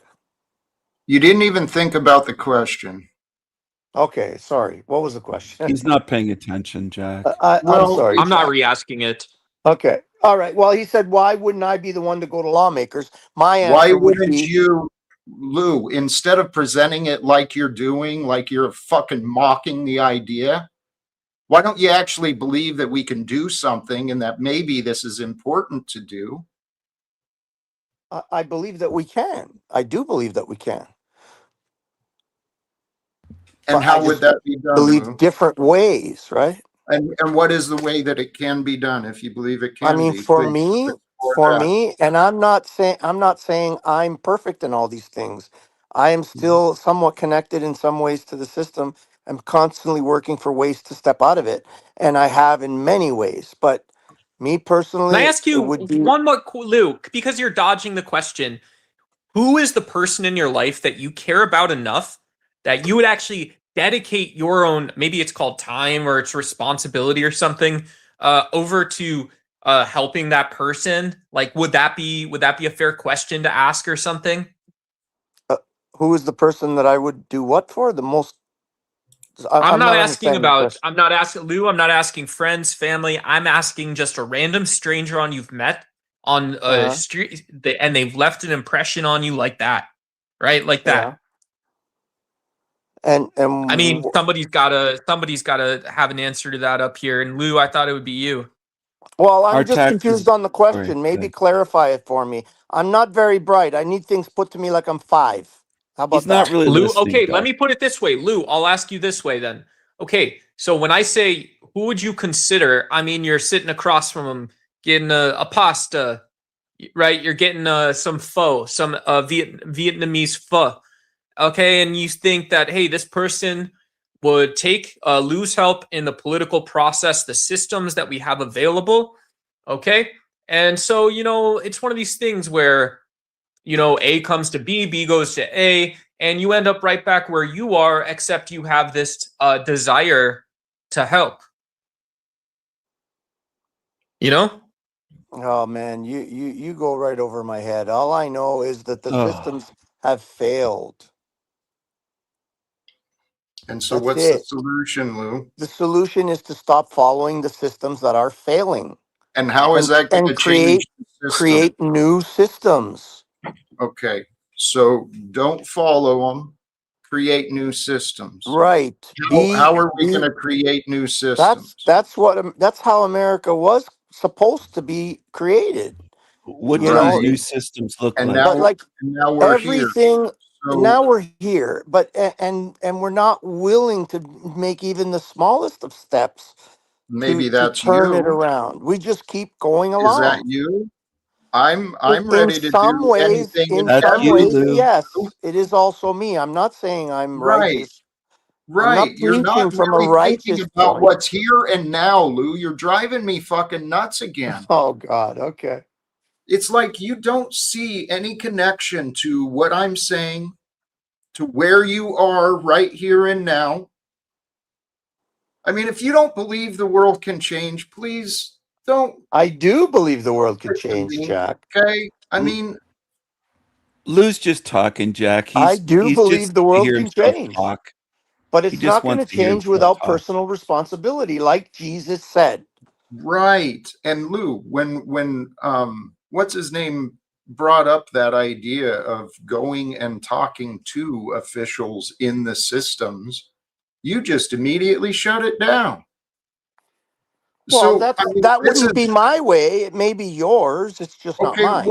Well, yes, it is my way. And that's why when it was brought up, I prefer the idea not be immediately dismissed and shot down like there's no value in it. Because if we're going to change the systems, people have to make those changes. Jack, Now, can I you say and I, something? Jack, I'm sorry. go ahead. If this is cruel, if this is mean, I am saying it just feels wrong. It feels wrong that if Lou does not have a service mindset in this capacity, that we would go forward with the conversation. Why are we running, the Spanish What if you're Inquisition here? serving the devil? Fair enough. Doesn't need to be about Lou or any other Okay, individual. I'm sorry. I'm sorry. Uncouth. What if you're serving the devil, though? Who is You serving the said a devil? servant's heart. Okay. How would you know, Lou? Well, that's the question, isn't it? Before you ask, what if you're serving the devil? Let's figure out how would you know, and then you might not even have to ask the question, right?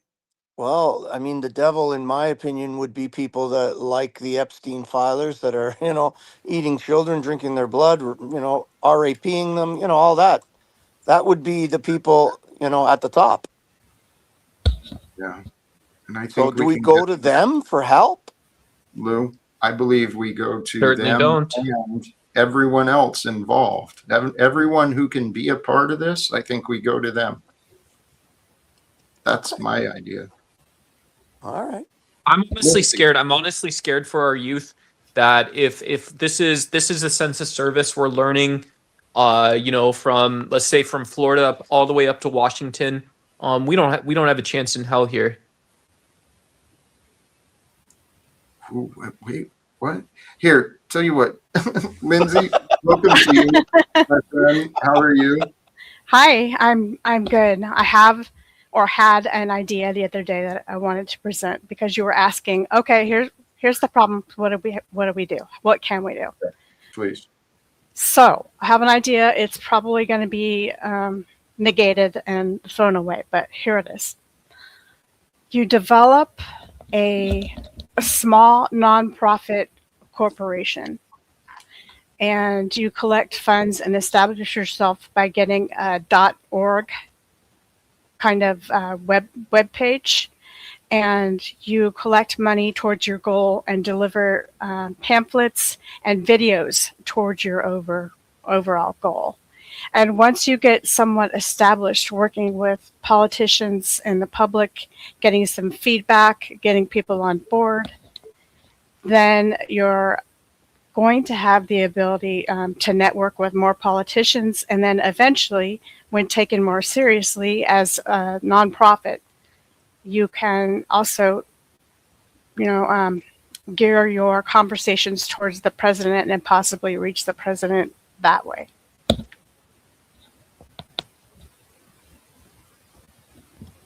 I mean, I don't think it's a bad idea, but I think it's the more Well- of the same, isn't it? What kind of font would you use on the pamphlets, Lindsay? I like that. Official constitutional font, kind of that a little fancy and old fashioned. And To this company, Well, in all seriousness, you would seek to establish, a serious aim.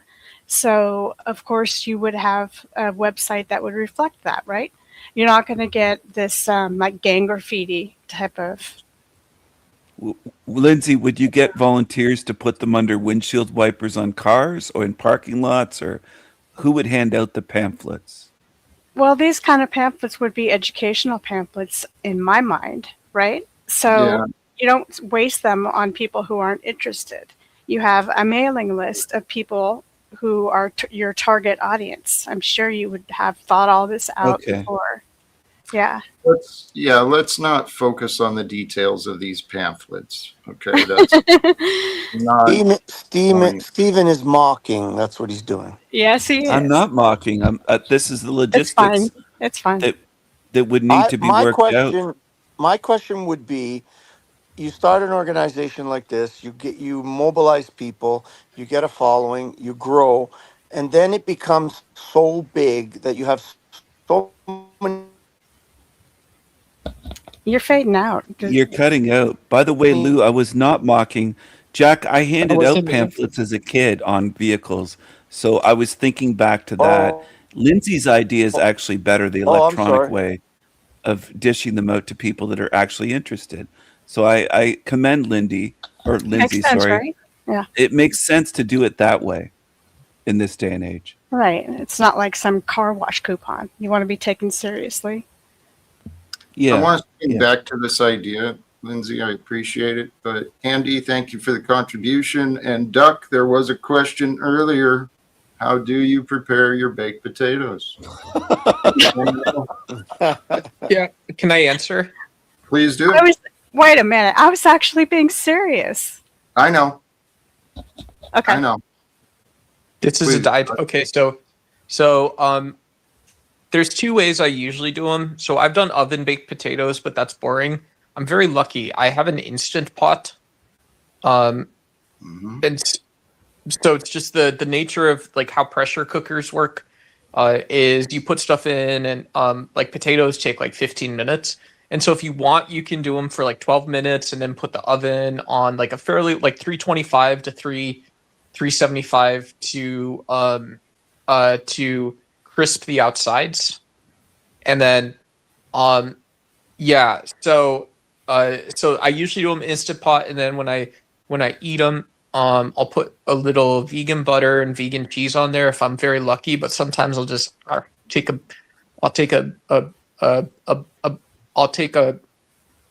big fucking bite of the thing. And yeah, so if you people all like potatoes, A then duck-sized bite. I like potatoes too. A duck-sized bite? Yep, douchebag size bites. Well, ducks have big beaks, big bills, so you take. Yep. How much can you bite off of a baked potato? We're all curious. As much as anyone else. I think I Not could eat. more? I could eat like five. I could eat like 5 potatoes at one time, So that's one of the things I'm really good at.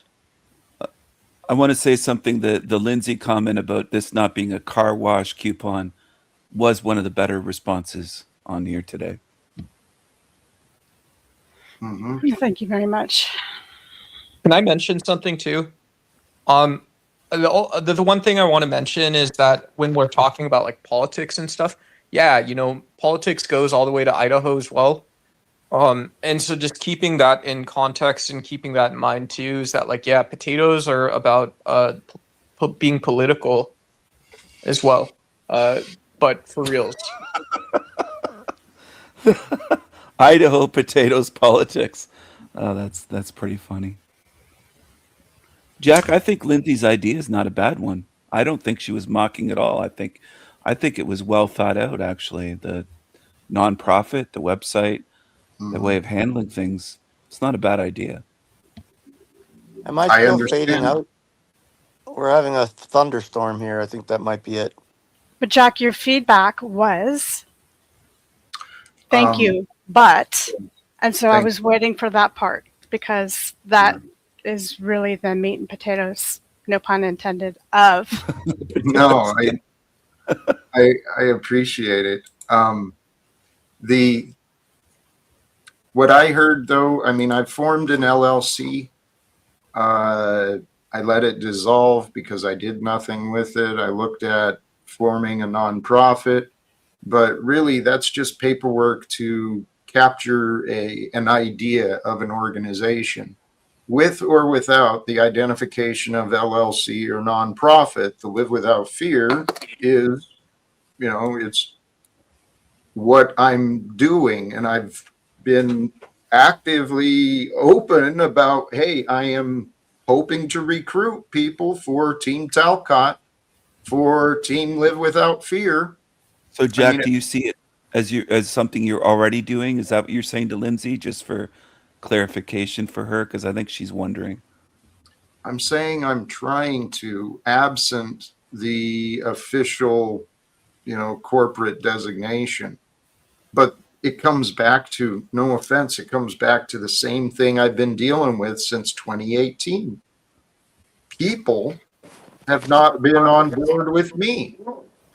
Jack, have you ever thought of teaming up with McDonald's? Because Trump really loves Big Macs. He's handed them out at the White House.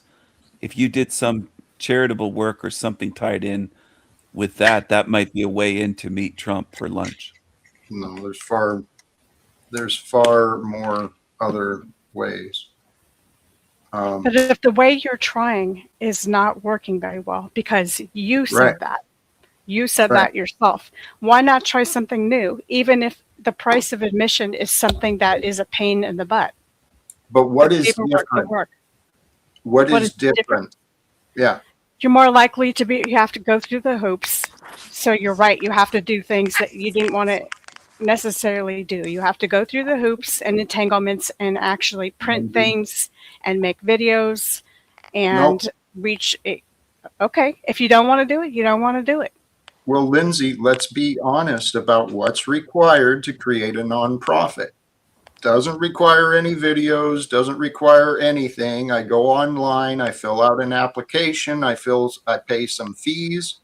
Someone else makes a determination and they say, yes, you are a nonprofit status. And then I'm still back alone to just me, Lindsay. That's what I'm trying to break, is the just me part. That's okay. So the real difficulty is getting people on your team. And if you can't do it here, and you said you've tried to do it at church and you've tried to do it at conferences, then what are the other suggestions that people have for getting the word out? I mean, I would think that a nonprofit organization would, your mailing list would include those people who would be more amenable to you. You know, you create not a cutesy catchphrase, a serious, a group, an entity that. A group, yes, a group. That and I'm still trying to find any others who are willing to stand. That's how you would get it. That's how you could get the group. Okay. I thank you for your faith, Lindsay, but I'm not Okay. seeing it. I'm really not. Chuck Okay. has fallen asleep during this. He's not supportive. Well, no. I No, mean, he ain't. I'm He's not falling asleep. I'm. It's listening. No, You guys not keep Jack. talking. Duck is falling Can you asleep. can you Oh, guys Doug. can you guys tell He me had a his eyes bedtime closed. story about can you guys tell me a bedtime story about operational completeness? Please. No. Okay. Bad Apple, welcome to you. How are you today? Doing all right, Jack. How about you, man? Still spinning my wheels. Still trying to find a way forward. Well, good luck with that. Yeah. Your effort is valiant. Your associates, not so much. It's been an interesting journey so far, because I never thought it would be so hard for me to get people willing to associate with me or these plans. Well, I don't disagree with you. I think we've had a little conversation about this before. My personal opinion, I think these people are here to just to mock you and ridicule you in their own little What way. are you That here to offer then? wasn't Why are talking you to you. here? I was talking to Jack. Let me finish what I was saying. What are you here to offer? Well, let him. What let are him you here to finish. offer, Steve? King Stephen? You don't really offer a whole lot. You're here every day. You offer a lot of insults, a lot of mockery, a lot of opinions. No but insults, what no do you, mockery. what That's do you false. offer? What do you? You're what a do you liar. offer? No wonder. So You're a liar. Hey how guys. am I a liar? You're Hey a guys. liar. Go ahead, Explain Ben. yourself. Don't Can you accuse. knock it off? Explain. Can you knock it off, please? Well, how long does it take for Jack to get irritated with me? But you allow these guys to be. Quit your bitching, okay? You want to play this I little was gonna victim? ask you a question, Jack. I was gonna ask you a question. Then let's get to How that. long does instead of how your long is it Asked gonna you. take? Nobody asked you. Nobody asked you Shut to up. Shut up. You need to check yourself, dude. Is this what you do to me every? Here, tell you what, dumbass. I don't need to deal with you and other critics. So, Ben, I know that you want to hang your hat on this, that I don't have a clear idea, but I actually do. And my faith is that eventually God will reveal the truth to others. And when people see the truth, they'll see what they were missing out on. And all this time of people attacking Jack and complaining to Jack about what other people are doing, you're going to realize you kind of missed out on some stuff, man. Hey, Ben, are you here just to offer disagreements? I haven't seen him be that supportive.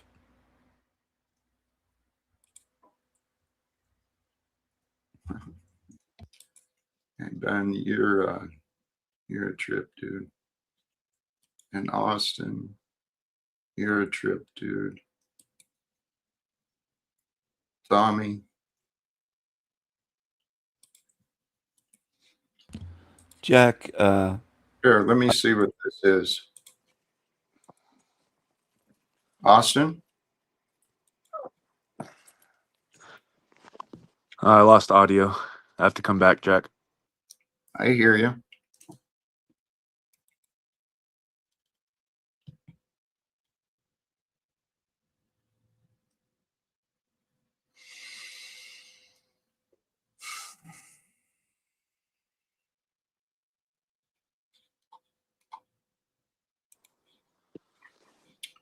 What's going on, Austin? You tell me. So a minute ago, I heard you say when people discover the truth. Yeah, Discover the truth about what? Specifically. the truth about what I'm saying. So are you saying that you are the truth? Nope. I'm saying that what Paul I does am the same thing. saying, hey, I don't care. I don't care. Both of you guys claim to be the truth. No. And if Listen, anyone disagrees with the truth, they disagree with you because you identify as the truth. Listen accurately. Okay. I only asked one question and it did not get an answer to it. Well, you're not listening for an answer because you keep looping. That's you. Austin, I'm you gonna have really, fun with this. you really think you're winning? You guys are fascinating, man. Absolutely fascinating. Burgess, I agree. Christ is the truth. Christ is the new perfection. Here, DeFreak, welcome to you. Whoops, wrong one. DeFreak, welcome to It's you. me. Hey, I'm okay. Yeah, I was gonna show you this clip that you had up there, basically about a Twitterer who kind of got some attention from the president. So I'm just gonna play it real quick. Please. For violence on your YouTube channel, and your YouTube channel would make you money. No one saw this one coming at all, actually. Now, while the leftoid influencers are having a terrible day, the rightoid influencers are having a fantastic day. So this TikToker made a video and said, please, Donald Trump, you need to hear this. And Donald Trump actually reposted it. If you stay to watch the video, please tag him down below, share, and repost so we can try to get this to him as quickly as possible and hope that he can do something with this.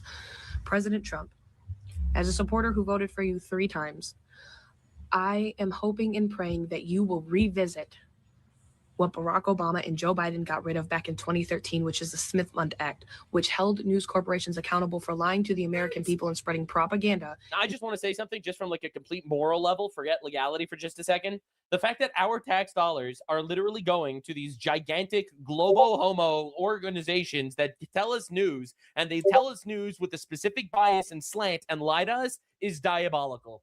It's fucking insane. It's fucking insane that I pay taxes and my tax dollar and try to manipulate me. Ukraine war and then buying oil from Russia. All right. Our slave needs to be had. Instead of truth. I think instead of bringing it back as a Smith-Mundt Act, you name it the Charlie Kirk Act, you That's make it a right. law. And you I make agree. it Charlie Kirk, advocate for free speech, named as the act forcing speech. Prove of the message. I think any people lie, as simple as that. public, which has brought chaos, hatred, division, and anarchy all across this country. Fines out the ass, which will damn near bankrupt their companies should they lie to the American people ever again. They can have their opinions, that's fine. They need to state that it is their opinion and that it is not a fact. Yeah, it's true. She's so Yeah, I'll just stop it there. But anything's possible. She just made a ridiculous TikTok with the big gap in her tooth, and she's talking about the Thing Act or whatever, and the media lies, and apparently, boom, right? So, just wanted to throw that out there for you. That's all I got. Thank you. And that does give me, I've seen evidence of that. Anything is possible in this day and age, especially with the technology and especially with such a wild card as Donald Trump and some of this current administration. I know if I can get some clips out there with some of the right words, and I'm actually, hopefully, I'm working towards this. I believe things are coming together. And back to what Lindsay was offering, I don't dismiss what she was saying. There's value in what she's offering. The downside is logistically, how do I get that to happen when I'm still in this same boat? Partnerships, organizations, they require other human beings.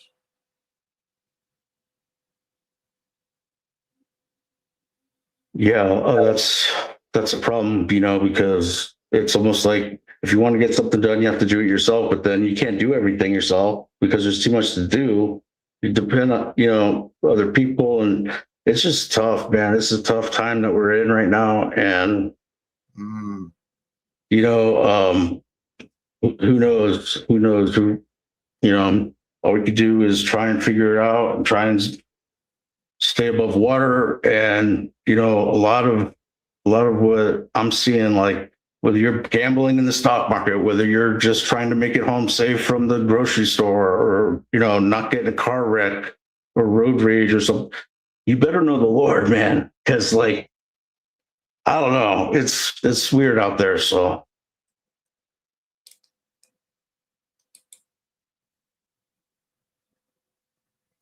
I had fun defending you on the OTW's channel the other day. Though that was pretty fun. So I like that. I appreciate it. Thank you. I think you have seen me.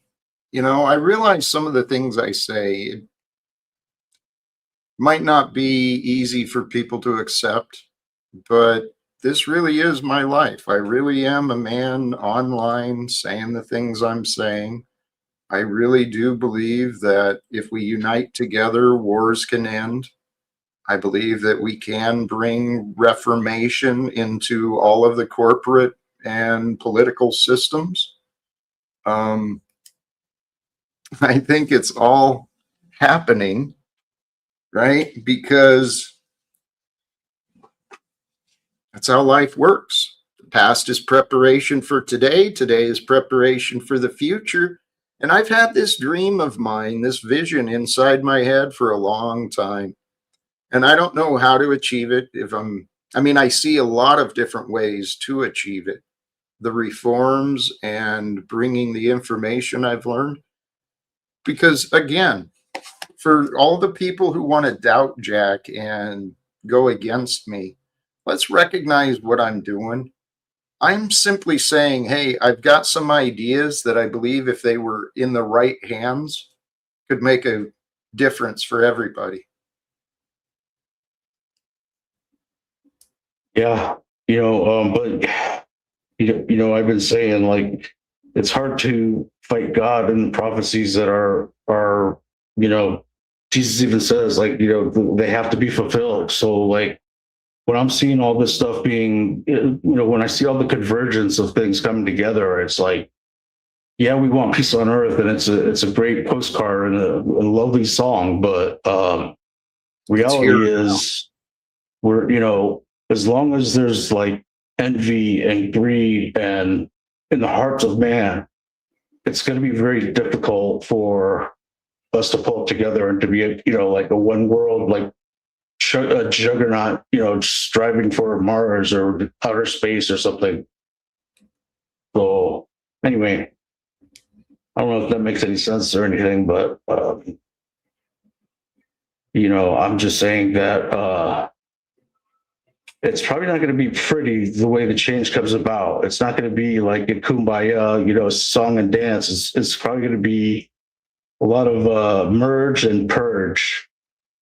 That's what's happening right now. I mean, just because we're not suffering, just because our blood isn't being shed today, doesn't mean it's not happening. And it doesn't mean the signs aren't here. Just because maybe we haven't seen the signs clearly doesn't mean they're not here.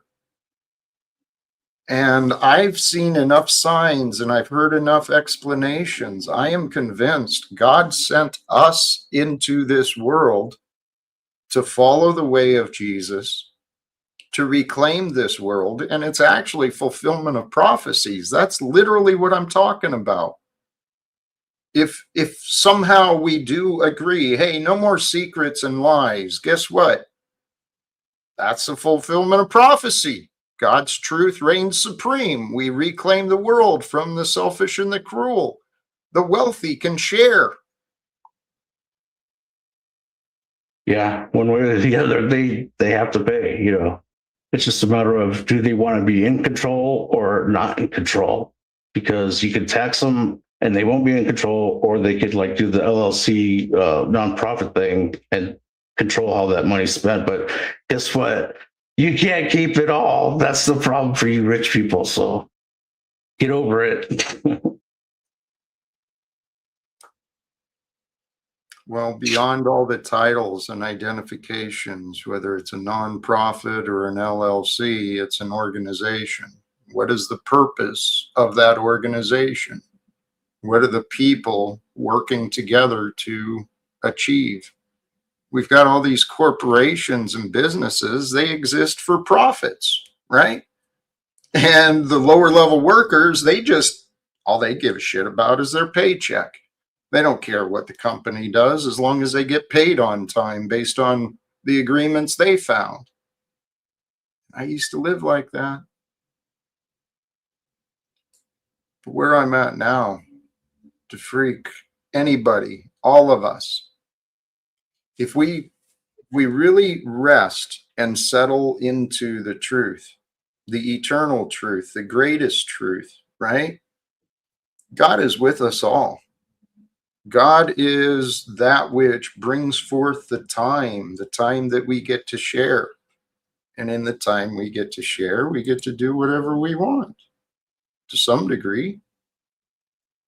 I want to change the world.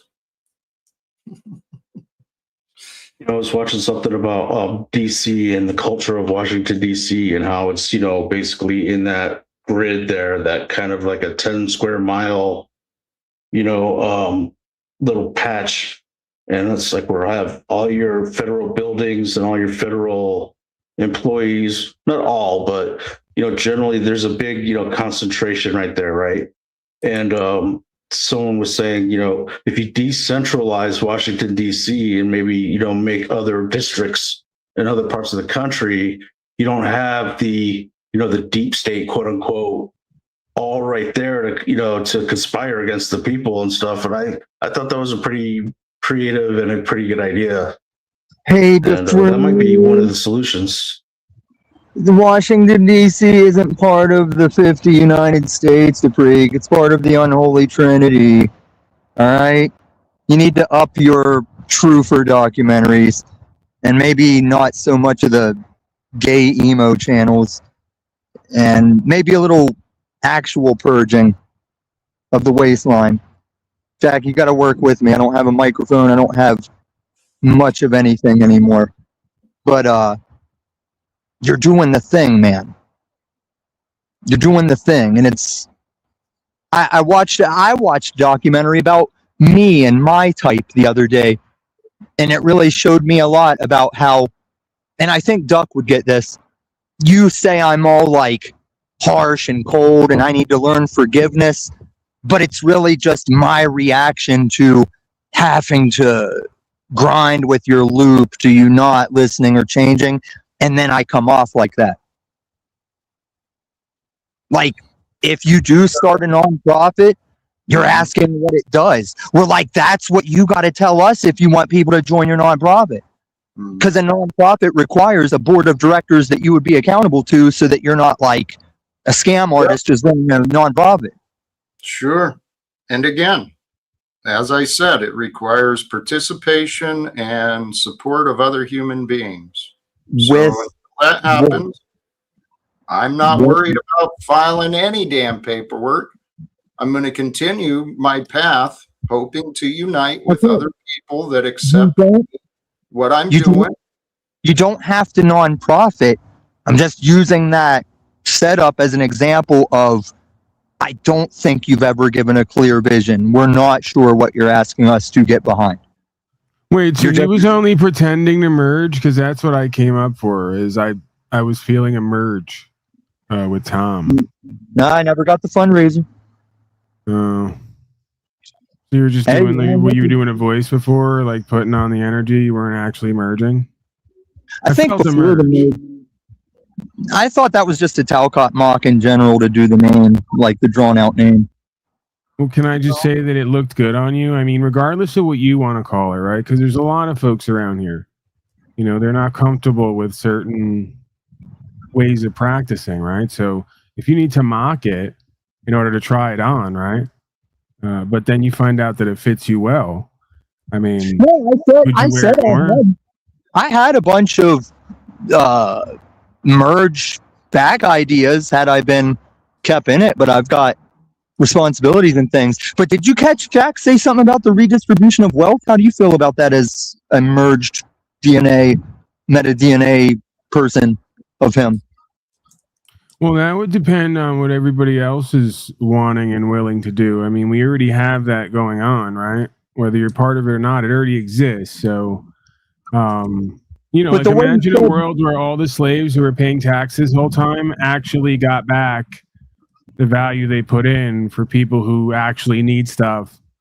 how prosperous maybe the land would be instead of sending billions to do wars around the world for central bankers. I'm just saying, I mean, And a little bit of it falls on the slaves because there's no such thing as an IRS loophole. Like, they tight that shit up. What we think of as loopholes is just shit people know how to fill their taxes out to. And even Trump said when he was running the first time, he's like, it's every American's responsibility to pay as least taxes as they can in the legal sense of those paperworks. But when Jack just says rich people can share, I feel like if I made it to a certain bracket, he's just like, hey, fuck you. Jack, do you share? I share everything. Are you sure about that? Well, I share nearly everything. I I'm not sure the think you just context of what you're referring to. I think you just say things like that. Well, Jack, whenever I said you're doing about as much as a rando Woodstock hippie with a sign, you're just doing that still. Yeah, and Tom, you made that conclusion without really looking or asking questions or. I've been here for the long haul, dude. What else have you done? Doesn't matter. I've been telling you for years, dude. Your vision is off. You've been saying things. Yes. Paul says things. I say things. Flow State says things. Machine Lies says things. Can we get back to the topic? Yes, please. Oh, accountability. Jack, what were you speaking about with the redistribute the wealth? Because I'll meet anyone with pretty much any idea as long as it's voluntary.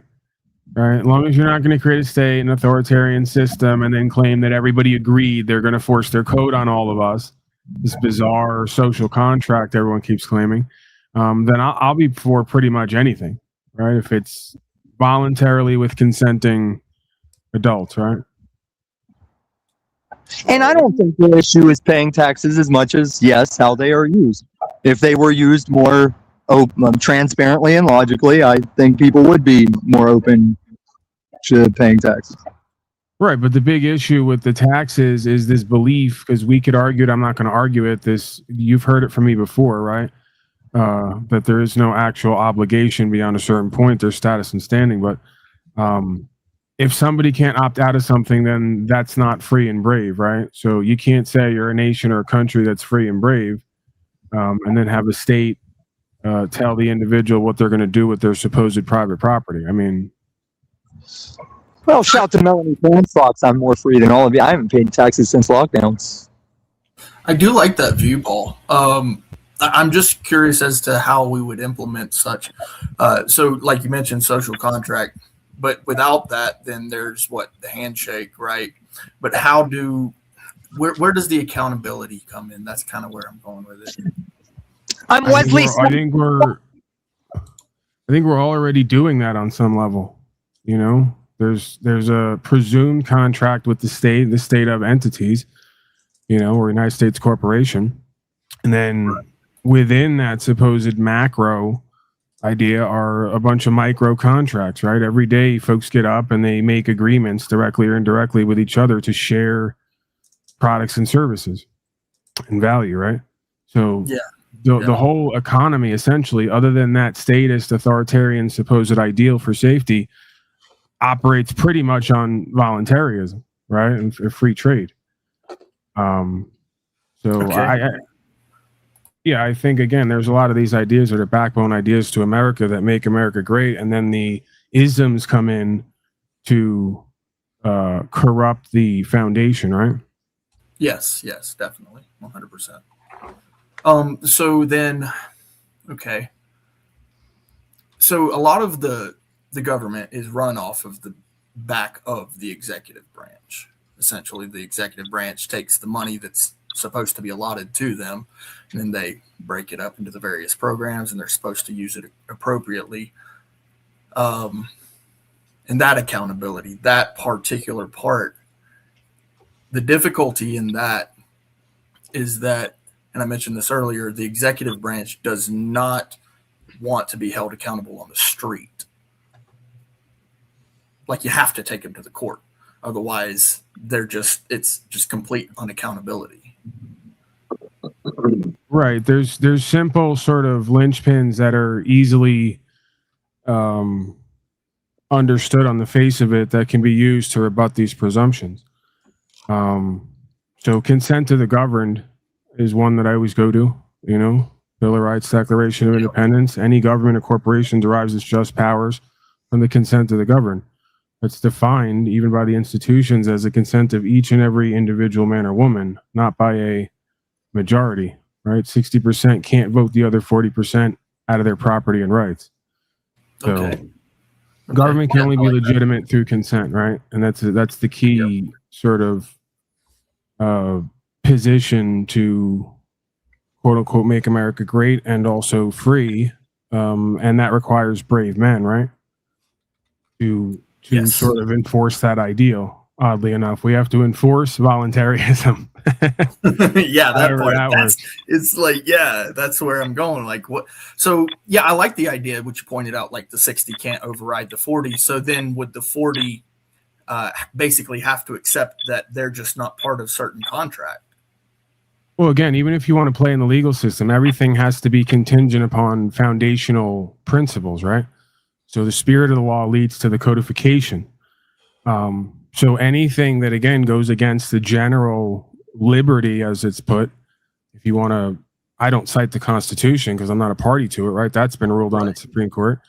But this idea of man has a right to pursue their happiness, and we know all the rest of it, the bear arms, and it's essentially the spirit of the law there is man can do whatever they want to do absent a victim, right? Or causing loss, injury, or harm. So again, we're back to voluntarism, because if not, the person being charged then becomes the victim, right? So Taylor's here, he's a perfect example. If he was arrested for not harming someone else, not causing any loss, injury, or harm, I don't care what substance he was using or trading in, he did not create a victim, so he was not a criminal, right? And he definitely does not deserve to go to jail. He also does not deserve to lose his right to bear arms for the rest of his life because they want to call him a felon, see? So that's what the legalistic corporatist cult does, is they use words and terms to try to take people's rights and property. So now he has to give up his guns and his right to have that property, right? Because guns are property. And this is all going to be done in the name of safety, right? And again, this is dereliction of duty, because their first duty ruled on at Supreme Court is to uphold every man and woman's rights. They don't have a duty and obligation to keep us safe, especially a duty and obligation to keep us safe that is prioritized over upholding our rights, right? Because we know where that goes. So everything has to, go back to, this is what supremacy clause is about. Everything has to go back to the foundational principles in order to be legitimized. If it's not, then we're free to ignore it, right? The Constitution spells that out as well. Anything that is not pursuant to the aims and the mission and the spirit of that law codified in the Constitution can be rebuked and ignored, right? And that was the whole point of giving every man and woman guns, oddly enough. Not that I'm calling for rebellion or a physical resistance, but that was literally the founders philosophized, right? That they theorized, or they purposefully included this idea of every man and woman has to have a gun, just to back that idea, right? That man and woman could do whatever they want to do and couldn't be told what to do with their property and rights by externalized entities, right? Private or public. So in that case, we just got to stand on that, right? And that's the easiest but hardest part of the whole thing, right? And that's why this has gone the way it's gone, because we've not done that. So in that case, any time that someone votes for a quote unquote politician that advocates for restrictions on certain things like gun rights, right? Restrictions on our rights, then should it be codified that person loses such rights? And that the other people do not? Again, it could be argued the whole idea of politics is a voluntary endeavor. Everybody keeps engaging with it and claiming that they're part of it, and writing down on paper that they're a citizen of a self-described corporation, right? That obviously has a president, vice president, treasurer. Those are corporate positions. This isn't that difficult to figure out. So, participation.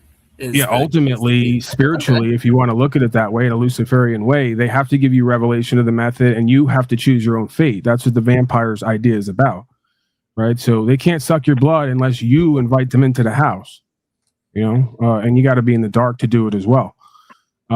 So, there's a lot of sort of metaphors and thematics here, but I think they apply in a sort of sensationalized way.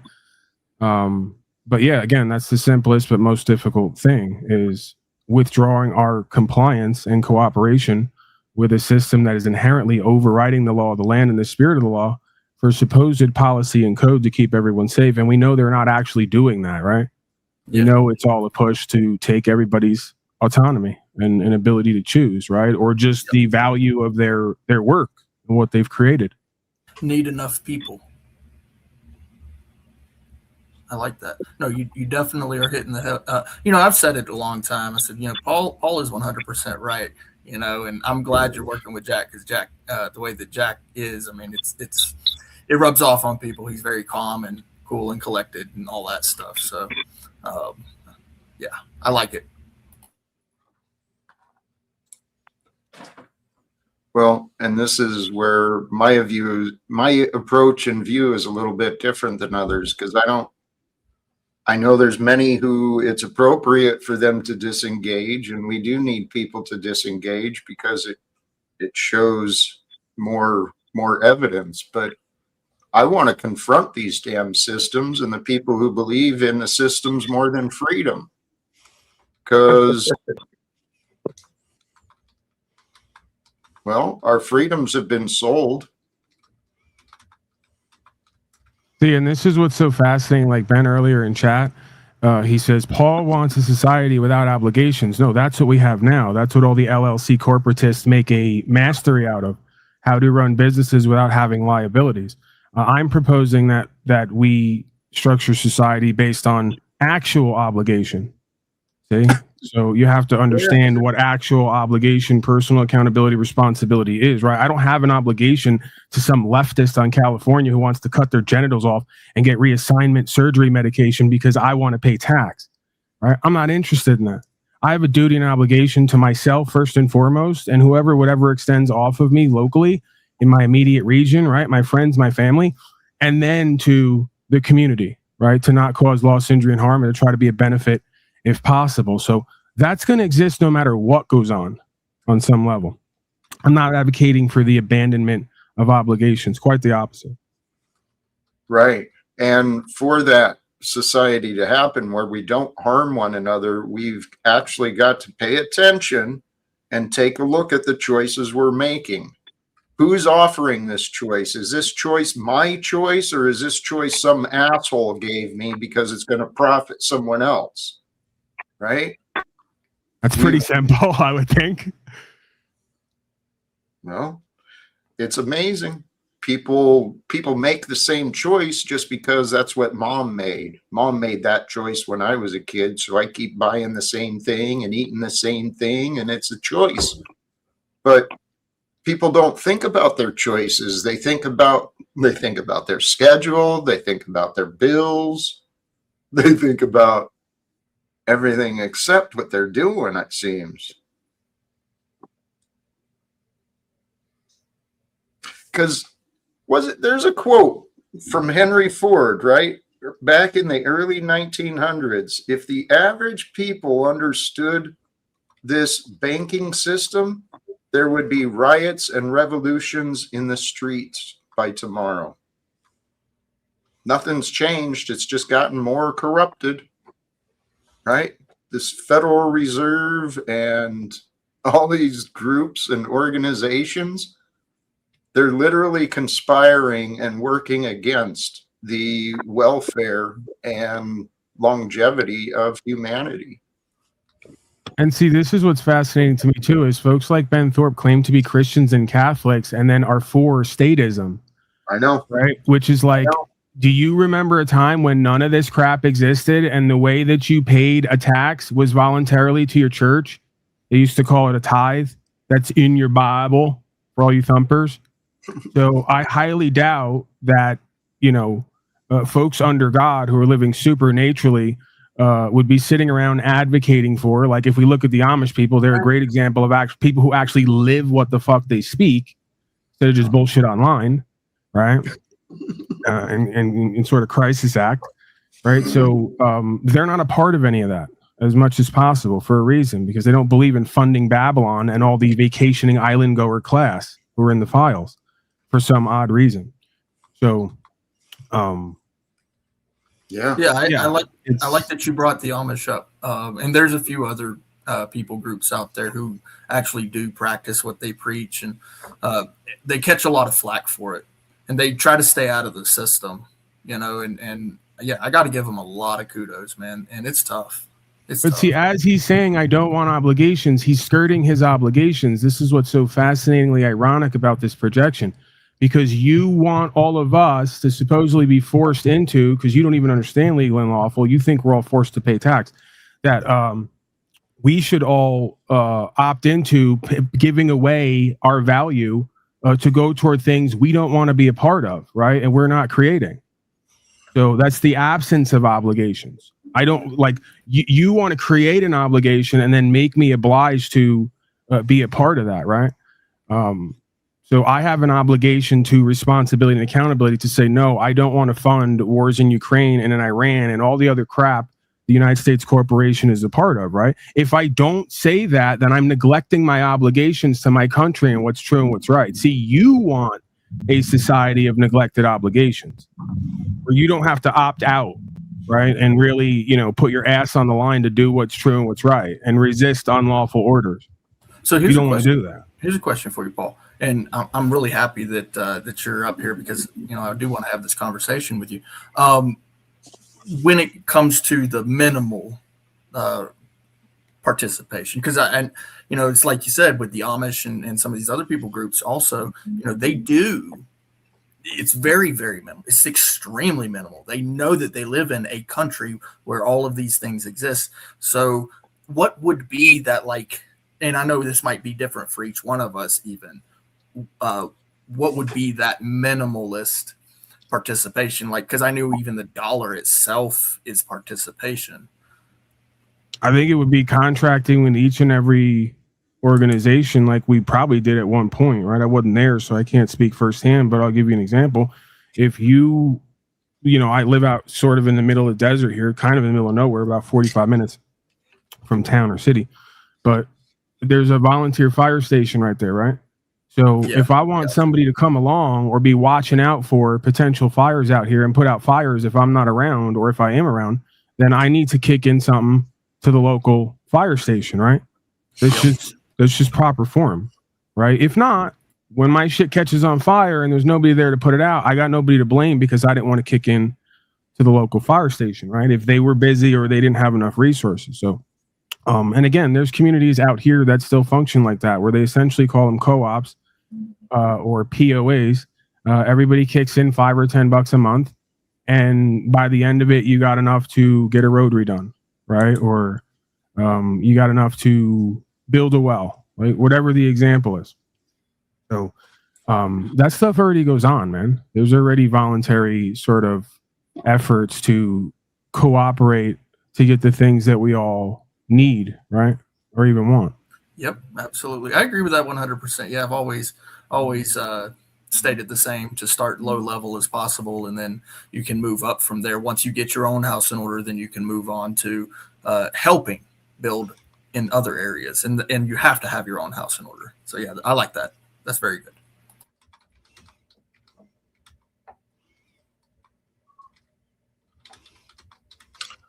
Jack, do you think that you can life coach Kim into being a more likable person? Kim? Before the storm? Kim. Yeah. Dude, I don't know. He's got a big chip on his shoulder towards me. I don't think anybody around here is winning any likability awards anytime soon. We do. Everybody except for maybe Bad Apple Media has likability points on Kim. Really? Yeah. Hey, you're just seething to fucking run your mouth, aren't you, Justy? You came up here just to run your mouth. That's kind of foolish. He came up here just to run his mouth. He's been sitting there chawing on the bit. You think it's all about you, huh? Hey, your audio sucks. I want to participate. Praise God. Your I want to audio participate sucks. in your show. All right, we'll fix Yeah, your I know audio. it sucks, doesn't it?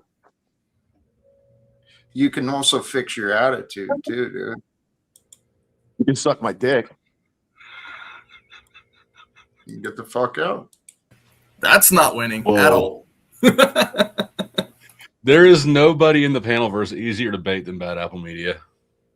It's fascinating. He's very triggerable. And I can say this right now, and it won't matter next time. What do you mean? But that's why I got to call Jack in. Jack, you've known Dusty for almost 5 years. You disagree that sometimes he comes up to run his mouth? No, of course he does. Okay. You sounded kind of oblivious to that. No, I guess What am I doing right now? I was being a little bit of a dick towards him, I'm sure. Yeah, that's the only dick you really have. But if I could just totally turn Paul off of Christianity in general for a second, there's actually not as much biblical to the tithing thing as much as like Paul and Peter just wrote to, despite how evil Nero is, you just submit, then you pay Caesar what's his, because we're shooting for that eternity thing. It's actually in the video that Jack wouldn't play about Jack. Back when Grace Stewart sent him to the dump. Volunteer work. My issue with that would be, who the hell are Paul and Peter exactly, and when did we go from Jesus is my daddy to Paul and Peter are my uncles? I mean, in the books they wrote, they like in that video I made, it's where like after Jack said, if people would listen to me and Pac, there'd be riots in the streets, and then I cut it into this sermon where this guy's like, Christians don't riot, we don't overthrow the government, we are not that because of what again, Christian isn't a monolithic thing. Any religion that you take or any spiritual practice, there's going to be 1,000 different ways it's practiced, and some of the more noteworthy, no offense, Tom, I'm going to look at the Amish folks as more of a good example day to day of a Christian individual or community, as opposed to you and Snafu and others who claim that online, right? So they live on the land, they live close to God, they live supernaturally, they live by tradition, they work daily in order to eat, right? They provide their community with the fruits of their labor. They're self-sufficient, self-sustainable. They're inspired. They're inspiring. They're motivated people. They're not completely. Just like your issue with me occasionally having some Mickey D's, none of that is. I don't think Amish people eat McDonald's, Tom, and that's another good point you just indirectly made. The point you're not letting me finish is none of what you're saying is what it is to be a Christian. You can corporate beta male and Christian. I don't think that you get to make that determination on what a Christian practice is completely objectively. You have yours and other people have theirs, and then we all get to make a determination on what makes more sense or not. Does it make sense that a Christian who purports to be godly with a godly vessel would put McDonald's into their body regularly? No, it does not. It does not make sense to me. Can I reply? It does make sense. Yeah. When I'm done, just kind of making a point, I guess. This should be self-evident. It does make sense to me that a guy would get up every day at 7 a.m. and go work the field and produce clean, pure vegetables and fruits, right? And even potentially partake in meat. I mean, I won't make that argument. You know where I kind of stand on that. At least to an extent, right? You can kind of have the animals and work with them, but I'm not really big on genociding them intergenerationally, right? And keeping them in cages. But it does make to me a little bit more sense that person to me would be a little bit more Christian in quotes if we were doing the scales thing, which I don't know why everything becomes a competition, but I'm definitely going to go with the Amish community before I go with the Illumitami community. Okay. Whoever that is. What you just did was lay out what your idea of a Christian is. And when I say my side, it's not my idea. I'm speaking off biblically. Tom, in order to speak biblically, you have to interpret the Bible, and I don't trust your interpretation, so there's really no point in looping this, right? the Bible is not as wide range for interpretation as YouTube poses it to be. And the things that are up for interpretation aren't very much on the streamline thing. There It's are like literally hundreds and thousands of interpretations of the Bible. You're doing it again. You're way oversimplifying this perspective and making yours the only one that's right. So, you're making it if mine. the Bible was not so interpretable, it wouldn't be an argument ongoing in debate for 2,000 years. Tom. Right, we have to narrow down those arguments, but this idea that like Christians don't fast food, Christians would only Amish, that's not what it is. Great. According to you, thank you. No, according to the scripture. Thank you for sharing. Thank you for sharing. Thank you. Yeah. Christians also get 10. Christians also get 10 shots for safety in between going to McDonald's and voting for a master. Paul, how long do you think you would last in an Amish community? I probably not long, I guess, if that's what you're going for, right? I mean, I'm not going to sit here and Because it's a claim to community, be- right? And you have to follow a lot more rules in addition to the laws of the land that we all have to follow. Again, I'm also not claiming to be a Christian. That's Tom. I'm just You're pointing out saying that you as a- admire the Amish, but you don't live your life like the Amish do. Nor do Nor do I think people should. Right, but So I've been you moving in admire that it? direction, and again, I'm not interested in competing with you over it. So, Just wondering. Right. So, I was kind of Amish in the sense I tried to live Rumspringa for like years. You just did the Rumspringa part. Yeah, just for like decades. Jack, I'm sorry. I didn't mean to offend you before when I was saying the thing about the content, because I was trying to say, like, I really do think you have a great talent for mentoring young men, as I think Paul does too. So I was just saying, maybe that's like a vocation that'll, in a way, blossom into what you're looking to do. Because I do think there's an argument you can make that by doing little things, you make, that kind of idea that you make a little pebble in the pond will eventually do, It grows. Yeah, absolutely. Thank you, Ben. Sure. Dusty, what's up? What's up, Ben? I'm just fighting with douchebags in the chat. Huh? I was about to say, go ahead, you take it. Well, I was going to welcome Scott, go ahead, Dusty. Hey, fuck you. No, I'm Kim sorry. was mad because he missed the irony, and all I was going to say to him is what I just said in the chat. Money and women come and go, but stupidity is forever, Kim. If you miss the irony earlier, you'll never be able to get it. Yeah. Hey, Lalo made it back from CPAC, and Donald Trump actually didn't even show. He didn't That's even what show I up. heard. Man. How did you speak to Lalo? How was it? For I'd love to hear from him. He texts me, too. but he's very hard to communicate with because he's always trying to get a W on me or something. I get you.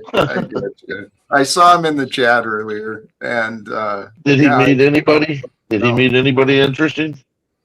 I don't know. I mean, I've encouraged him to come to the panel, but he prefers to just have like little texts. He's trying to get that W.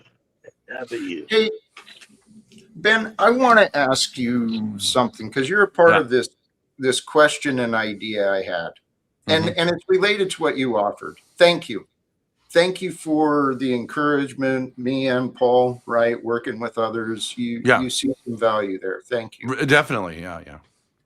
Now the other side, though, I have. What's the best way to say it? Well, there's been suggestions offered to you that were not asked for. And you were very polite. Well, somewhat polite, but you refused the suggestions. What do you mean? I'm not sure what you're referring to. I can't remember specifically what it was, but I remember at least one interchange with Paul. That's the thing that you always do this. What? Yeah. Oh, Paul had offered to work with us. Yeah. But I think he feels like we didn't like respond quickly or effusively enough. No, I'm sorry. Different direction. It had to do with the interactions on the panel, on the live stream. The point is, you need to timestamp this stuff. The question I've been asking and really wondering, if you can see someone's potential, right? And you can see that they've got better available to them, what is the best way to approach them without offending them? Oh, do you mean to encourage? You're saying where you see someone's potential, that they're not reaching. Yep, and they're not seeing it. Who are you I talking think it's about? all. Are you talking about? I think it's I'm all the. talking about all of you. I mean, it all depends on the person, the situation, whatever. Damn, Jack's fucking going hard in the paint. Jesus. All of us, Jack? It I'd say applies he's to all of doing blood in the paint. Like, you'd have to individually say, your potential is in this direction, and your potential is in this direction. Shut up, Tom. I think if you could tell someone something specific that they're like, a lot of times I'll come on panels and you notice on YouTube it tends to be like the individual creator is really the main thing, and sometimes see someone, I'll be like, you're a producer type, or you're a moderator type. Like I've said to Dusty, you're a moderator type because you're funny, you can balance stuff around, you know what I mean? But it's hard to get out of this idea, like, I run my channel and I do my thing, or, to collaborate, especially network with others, which is very hard to do with people who probably are here because they don't have terrific social skills. There's a lot of that, Ben. Yeah. But here, another example might be, and I'm not trying to be offensive, but our friend Tommy. Yeah. Right? I know that maybe I could probably help him with a few ideas, but he's not open to it. Specifically. I've always said Tommy is kind of like a artistic type of person. You know what I mean? Yeah. He's more like a Sigma. He comes at it. So as a main character, he kind of can sometimes be confusing, but I'd love to see Tommy network with other people. He's got a great personality, funny, but I think he gets in a loop with you. Just coming up for Jack, Like I can name 10 different places where he should, but people are comfortable. It depends what you're doing, I think this is where me and Jack loop, is he keeps saying I'd be such a good addition to his team, and he is oblivious to the obvious disagreements that I'm not going to budge on, because practicing faith and all that. No, I mean, everything with you comes with a pound of flesh. Like, you want him to buy your land in order to merge. That's pretty much. That's good. I like that. But Tommy, you might have a gift, like with the religious stuff, to talk to atheists or something like that, because you're not a bullshitter like a lot of Christians. Right. I don't mind having conversations. I don't get why I'm not saying Jack has to conform to what I say. I don't get why he doesn't see the obvious unalignment in it. I'm not sure what you mean. That's my point. But you're free. My land is way more than $500. I told Jack for me to stick around for the merge game, I needed $500. I'm not begging. I'll handle it myself, but at the cost of me being around to merge. Yeah, well, that makes sense. I mean, I would want you to get like completely lowballed on a piece of Remember what I land. told you, Tom? It doesn't make any sense because you've been here every day since, and he hasn't given you $1. So I haven't been, and I haven't done merge stuff. Do you see how it's different? Oh, so you're specifically saying if we want more merge, like you gave us a preview earlier today, then that's going to cost. No. I haven't given you a preview because if I do merge, it will literally be filter face, full on bit stuff. I don't have. But now let me encourage this, right? Let me ask you a question. Actually, is it possible you've outsmarted yourself because not merging is going to cost you more than it's going to cost us to have you merge? Does that make sense? I don't know what that means. It means that you desperately need more love in your life, Tom. That's not true. That's not You true. run from it. Let You me give you wall an up from it, example. even right Let me now. give you an example of why I'm not a beggar, all right? You paid me $25 because I reposted some Talcott Food Collection stuff. Not everything on my channel, something on my channel is somebody else's that they, oh, I like this, so I'm going to contribute. I put in work to this, especially the Gone channel. So I'm not a fucking e-beggar. I've taught myself how to video edit and do the things and have bits and plots and fiction and my own stuff. But I've had a catastrophic event in my life I don't dare share around you narcissists. And so I either got to go handle it or Jack's got to say, how can I support? Right, but Tom, that's not how that works. You can't call it a community, then also say you want money from the community, but don't want to trust the community and share with the community, but get the benefits of the community, non-community, right? That's not how that works. I don't see how you're interpreting it as that. Well, I have no choice because you're being cryptic. You're not being Jack, direct. I'm gonna head out. It's been great. It's been really good, brother. Paul, doing great. Dusty, good to see you. Everybody else on the panel, good to see you guys. Have a Great. good time. Thank you, sir. Thank you, Rick. Blessings to you, my friend.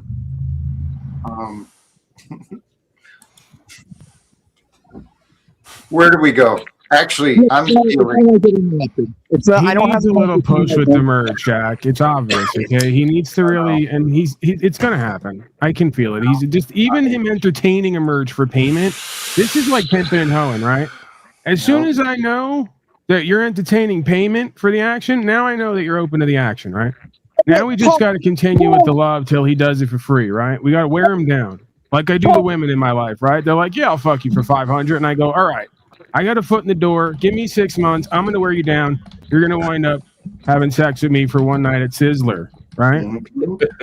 Yeah, little dino nuggets. Jack, in the comment that Lala Blue just said, back up on the screen. Awful connection. Okay, shut up. Guys, I don't have a microphone. I have wizard mic. If you want to be pompous enough to make noise on my turn to talk, you're not going to be able to hear me. No, it's no matter what, Tom. It's again, you're qualifying. You're not even hearing yourself. This is ironic, but you're speaking about the condition of the audio without hearing yourself. It's been happening for months. If I plug in a mic, it goes away. But Paul, just show me once you can understand English. Well, Tom, I would suspect that if it was me, because oddly enough, at one point it was, I would figure out a way to get workable audio. Can I make a suggestion to I'd you guys? maybe take 30 minutes off the Chase Jack clock, and I'd go take that 30 minutes to figure out my audio, right? Can I make a suggestion to you guys? Almost all of you guys, and I'm not saying this to be negative, have wrestled with substance abuse problems. Is that right? I only did that once. Yeah, pretty much. Thank you for noticing. And all of you have emerged clearly out of those problems, and you have the wisdom of that experience. Plus, you guys get along really well with each other in a way that guys get along with guys. You know, it's a little bit rough, but it's, you know what I mean? It's masculine. Yeah.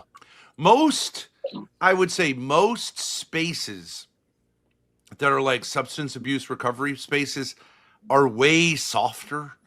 And it turns a lot of guys off. You know, a lot of guys are like, I'm not going to those meetings because it feels kind of, I don't know, what's the word? I mean, you guys know it better than I do. That culture can be a little feminine, like we're all victims or something, and not masculine enough. You know what I mean? Daryl, this is toxic recovery. I mean, you I know, feel like this is the substance Fight abuse Club. replacement therapy.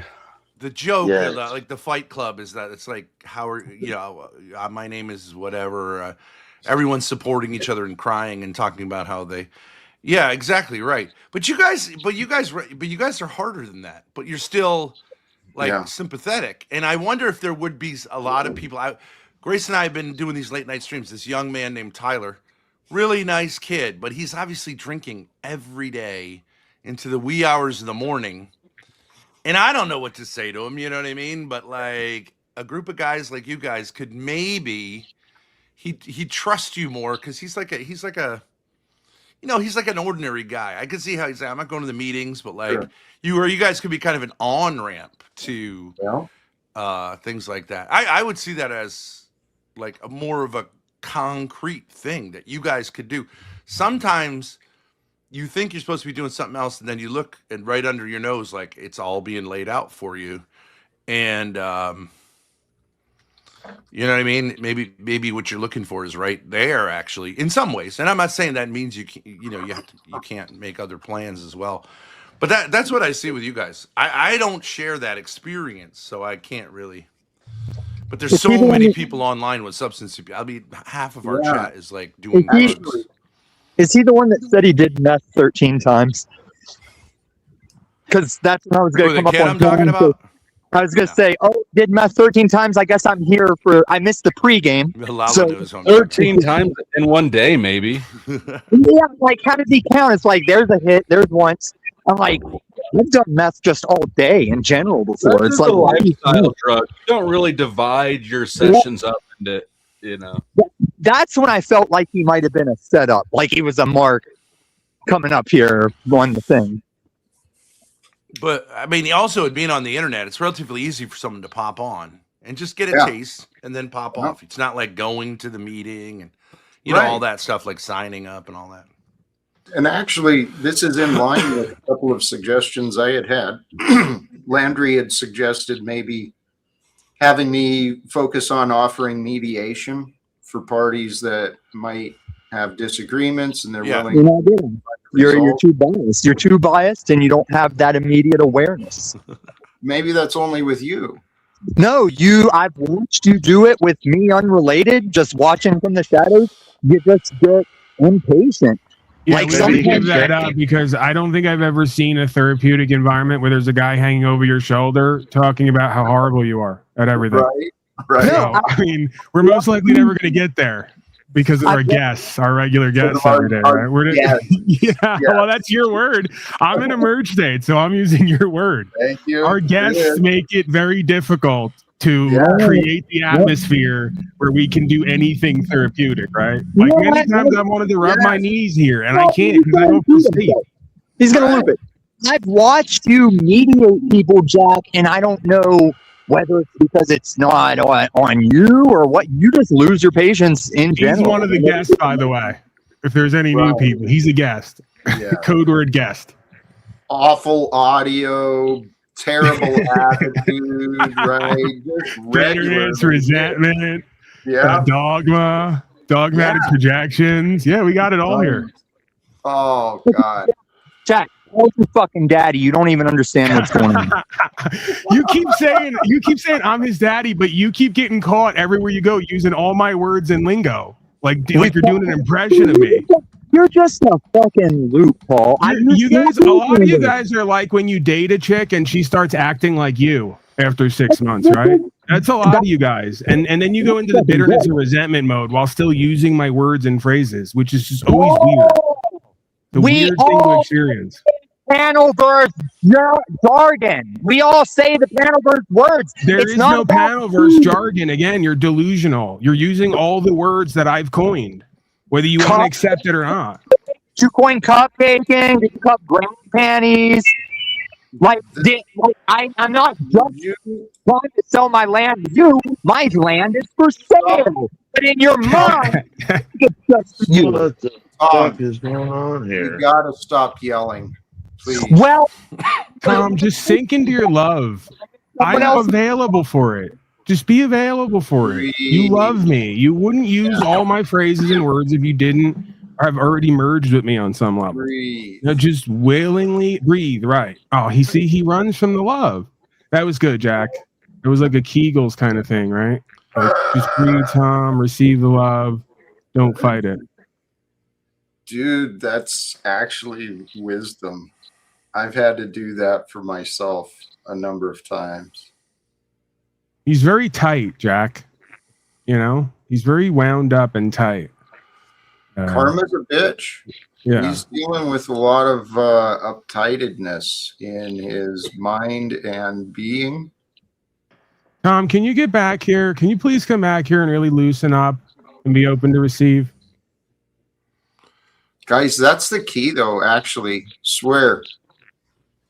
Training your nervous system to relax, to be at peace, even if Jack and Paul are in front of you, right?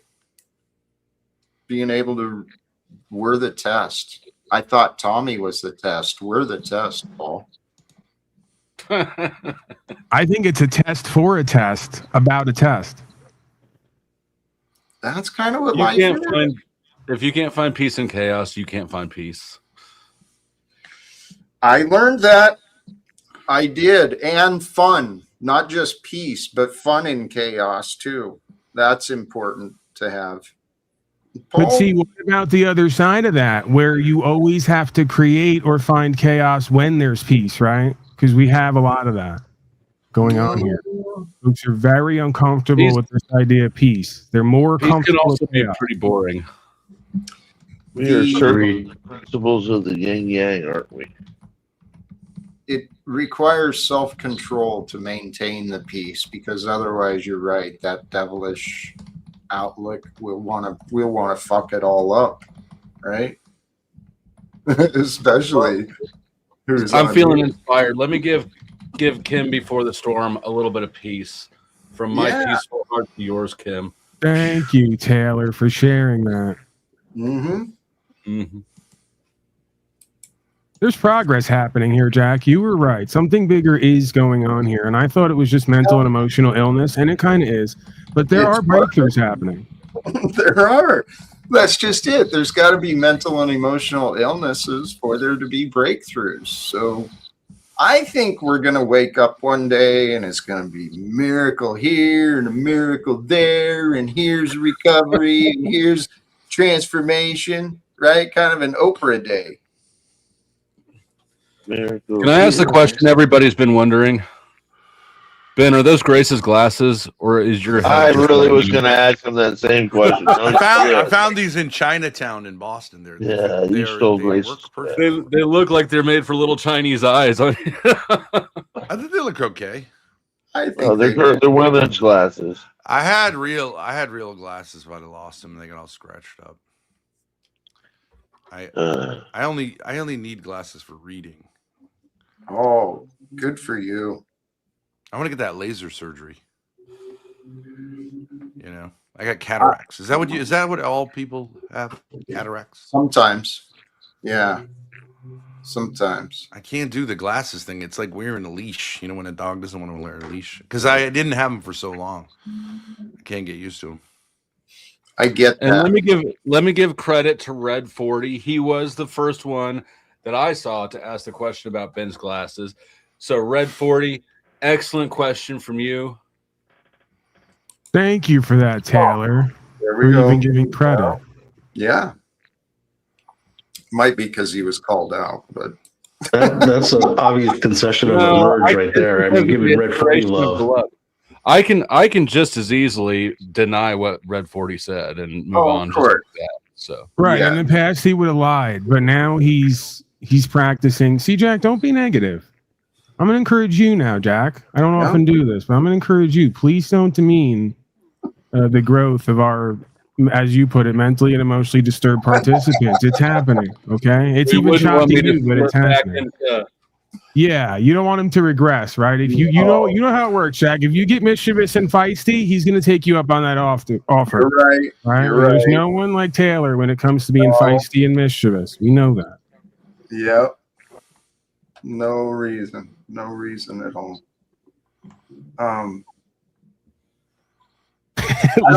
Witchcraft narcs.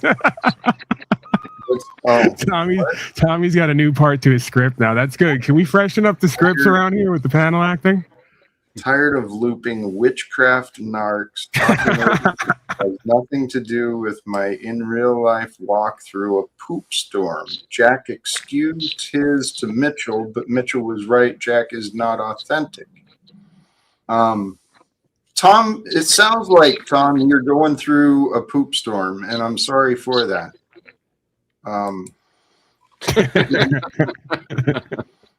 Jack went through trial of his peers, and I think he was found, authentic. So that's a false statement. Thank you. Thank you. Tom pointing out why Christianity had some hiccups at one point with the whole witch burning thing. That didn't go so well for obvious reasons, but we're reminded of these things regularly. This is still where our society's at. I mean, it's kind of sad these days. Scott, we get that feedback through you. What's that? Is that feedback through you? Yes, it is. What feedback? How are we getting? You guys are hearing it too, right? It's not just me. What are you hearing? Yeah, Scott, your noise, man. Come on. Fuck off. There's no noise here. Tom is now taking umbrage with language in general. You got to follow this development down there, Jack. He's a one-man show, this guy. No, the other one, using mouth noises to manipulate people's view of reality. That's literally communication and vocal expression is now witchcraft, right? Like manipulation doesn't have to be a negative thing, by the way. Exactly. Thank you. Yes, you can manipulate a paintbrush and pad. It doesn't make you a narcissist, right? Because you manipulate the tools to paint a picture. Absolutely. This is the thing too. With this, witchcraft is using words to manipulate people's view of reality. It's black magic. When you're falsely accusing and condemning someone, it's black magic you're putting out on there. And the idea of manipulating what you said, it's not all harmful. But man, when I admit to knowing that, I can manipulate people, holy shit, people freak out on that. You guys know you're manipulators, right? What are you talking about? You know you are. All of us. If we have any level of self-awareness, we know that we can manipulate people. Right? Thank you, Hank, for the contribution. Get good, Tommy, it says.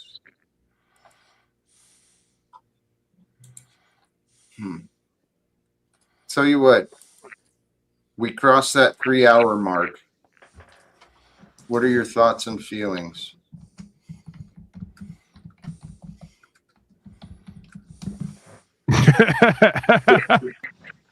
We are I think blank. everybody went numb, Jack. Yeah.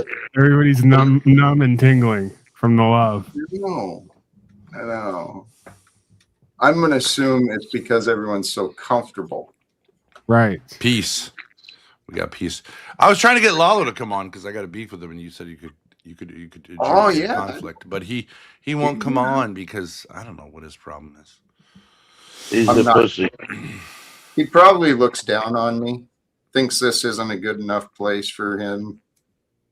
Maybe I he's think got that's a what he better tells plan. himself, but Maybe he's got a better plan for resolve with you. Maybe on one of your streams and greater audience. Keep the drama in house. I tried to do Sarah the Raging Tomato, but she won't. Oh, there take you it go. Because She didn't want it. I was talking with that guy who was the wheelchair guy. Wasn't I talking about that in here? Yeah, maybe. And then that went to her stream, but oh, really? And we worked things out. Good. Me and Scott. Yeah. He just. I think it was a misunderstanding. But I think he has what a lot of people have is trauma that they haven't exactly made sense of, because in some ways he kind of feels like he did the wrong thing, in some ways he did the right thing.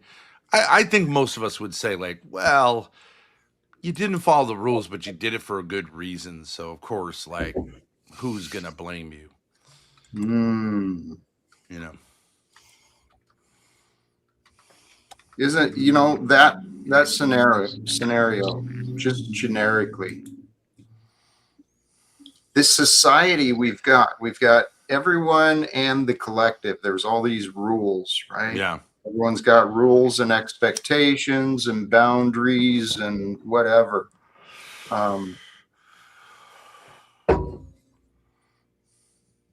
Shit, where was I going with it? I'm pointing out the obvious, but there is a solution for it.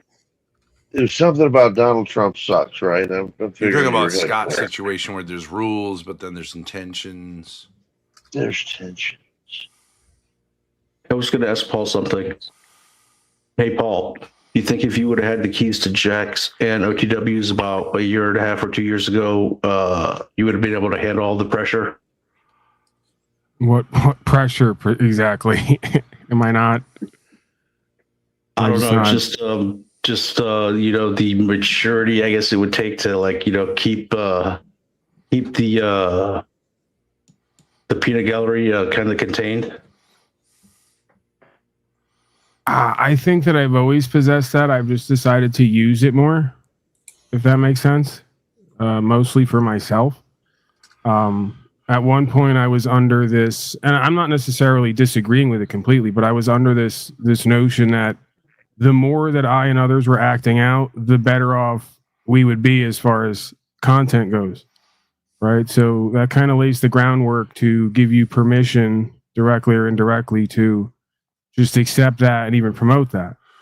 And again, I'm not going to completely disagree with that notion either, right? Like, you could argue there is something to be said for an attention and publicity and how you get people there versus how you keep them there.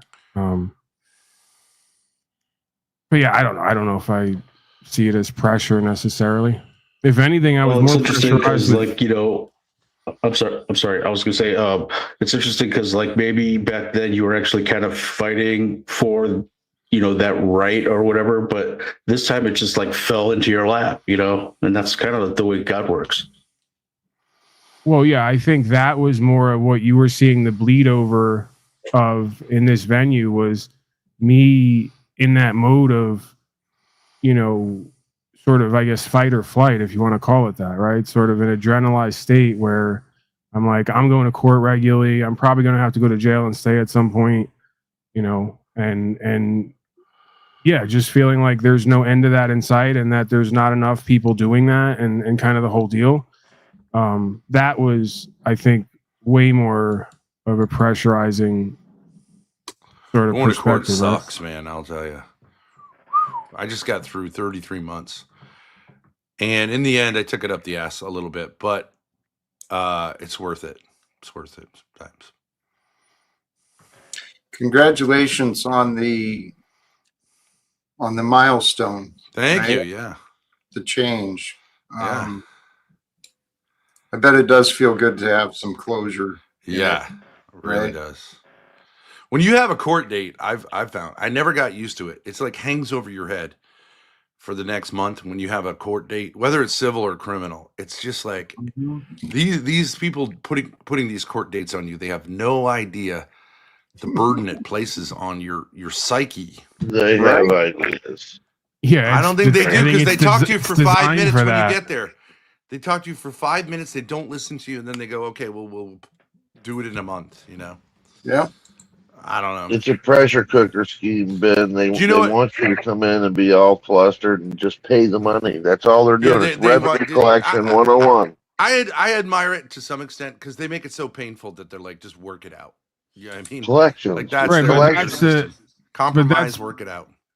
But that's point of the pressurization, right? Is like when you decide to do this, knowing you're going to get arrested and then have to go to court with no lawyer and then stand on something or face years in jail, right? That's a different sort of game. Yeah. I had a criminal situation too, and after 12 days in whatever you call it, jail, I know what they were doing. They're torturing you so that you come in docile and you go, okay, whatever you say, I'm not going back there. I mean, in a way, they're basically, and I'm not saying that I promote it, but I see spiritually what it is, right? If you want to call it the devil's going to ask you, who and what do you serve? In a certain way, right? And it's going to say, go sit in the box, and we're going to get up out of you what you serve by the end of the week, right? It's a rare individual who especially if they're guilty in their heart and already convicted and know they did wrong, right, or feel they did wrong. Who's going to sit that out and then show up to court and stand on some? I think that's how you get results at court as well, because they evaluate you and they go, if you're not completely crazy and psychopathic, you must really believe you did no wrong, because 98% of people are not going to wait a month or 3 months, show up and say, hey, I did no wrong, and stand on that, right? Knowing what's hanging over them. That's Sometimes usually it's an just innocent not worth person. it. Sometimes it's just not worth it. But you could say, like, I'm doing it for the greater good, but I don't know if you always are. Sometimes you Oh, can I mean, do it- more by moving on and, you know, maybe fighting it in a different way.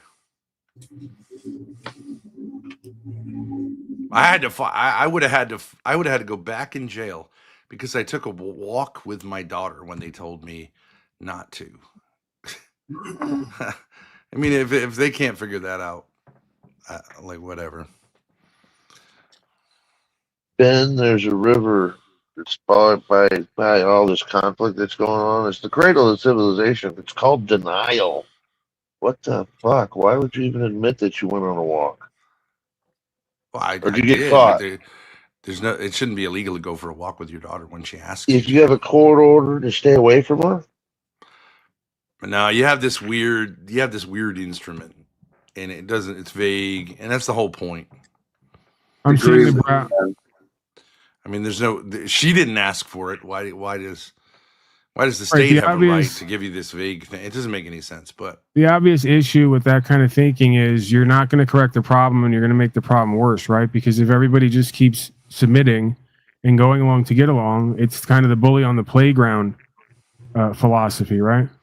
yeah, I know that's true in a certain sense. But like, I ran a small business, and in some sense, I was trying to fight against the corporatization of like the restaurant industry. But like, as one man doing it, sometimes it's just not worth it. Just cave. Take your losses, you know. I can understand A that. single And that's how person trying to fight like a huge system is very rarely it's gonna steamroll you, you know what I mean? And that's how the justice system's set up. And that's why most people plea rather than going to court and fighting it in a trial, because they'd rather just get it over with. Yeah, I haven't had that experience though. That's the thing, right? Like, you know, I'd You're love to one sit of here and tell you. 100,000. Right, but I think that the perspective, the intention that you hold going into this, along with your faith and what you put on record, is all very powerful together, right? So if you don't believe in yourself, you don't really believe in God, and you're not really in alignment with the truth, you know, and you don't put that on record, then yeah. But you're your probably thing gonna is get steamrolled. I don't even think they're worth doing at all, because I just don't think anyone believes what you're saying is true. It's like a joke in the legal system. So why sit You're saying that, but I've had 6 cases in 5 years. I mean, yeah, I just don't think like you would need a I haven't legal paid revolution. anything. I haven't signed anything. I haven't gone back to half of them. I didn't even show up. I put notice on record of you know, proper process and procedure. And so, I mean, again, that's what they're telling everyone to believe. They want everyone to believe that what I and others are talking about is a joke and can't have any power, right? That's the deception. That's the do. I think they're right in your case. If that were true, I wouldn't be here talking, and I wouldn't have a list of dozens of people who've worked with me who've gotten similar, if not the same results, right? And they're not accredited. They are not certified. They didn't take any course. They just simply understand legal and lawful, proper process and procedure, and they point that out at court through a claims process. I right? wouldn't I do mean, what you're doing, but like, you know, it's your life, but I wouldn't do it. I'd just drop it. It doesn't make any sense as a legal theory. But anyways, I want to say thank you, Jack, and hope to see you again soon. Thank you, Ben. Appreciate you joining. I am feeling it's time to wrap up, honestly. Hey, Jack. Kim, you just showed up. Welcome to you. I did. I thought we had made peace. I came up and gave you a bunch of credit a few weeks ago about how much you had endured things and that I was trying not to argue with you. And then when bitch ass Flo came up, you just went right along with his little narrative. But that's not even what bugs me. What bugs me is that Flo is such a coward. He has to block me in your chat. And I never really cared about being a moderator. but I think you should take his away because he's a bitch ass little girl. That's a possibility. Thank you. And if he does want to come up and back up any of this shit he likes to talk, feel free, but he backs out of every bet. He has arms like a 14-year-old boy, and he's just a general fucking liar. He's an interesting character. I won't deny that. I'm not sure I can agree with all of the perspectives, but he's You're right, certainly probably 12-year-old boy. Hey, Cam. Yeah. Yes, Pack. There it is. See? See how good that feels? Can we find a place of love and peace with all the mysteries? I'm not hating on anyone here, but I went, he just likes to play those games in the chat and then time me out and then leave. And so it's just a bitch ass little game. And I felt like fronting him off for it. But, yeah, other than him, I don't have any problems with anyone up here. How long ago did this beef start with you and him? I think he's been jealous for a year or two. Dang. could be. Here, I don't know if that does anything, but we'll get you figured out, Cam. Thank you. Appreciate it.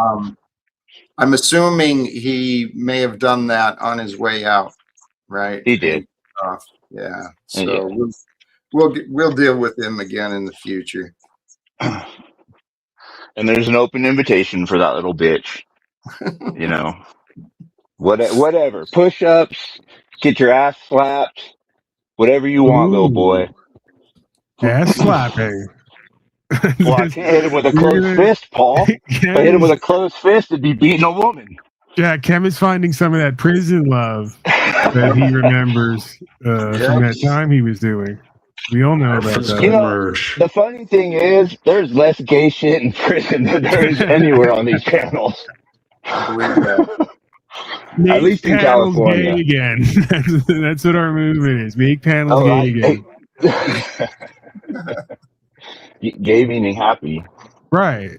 Yes. Joyful. Of course.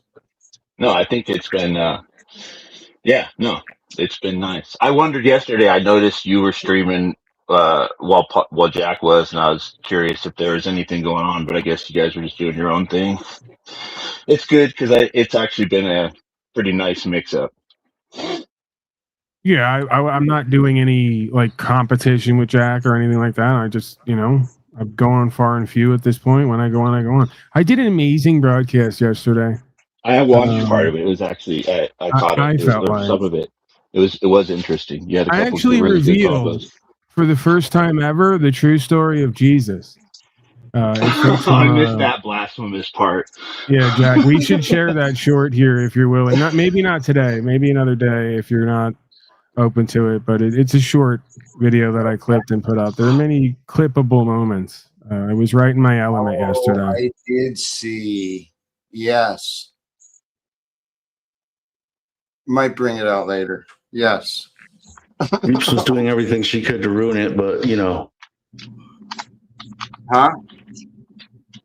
Who's Nothing. doing what? Okay. I had nothing. Anyone have a last call before we shut the bar down?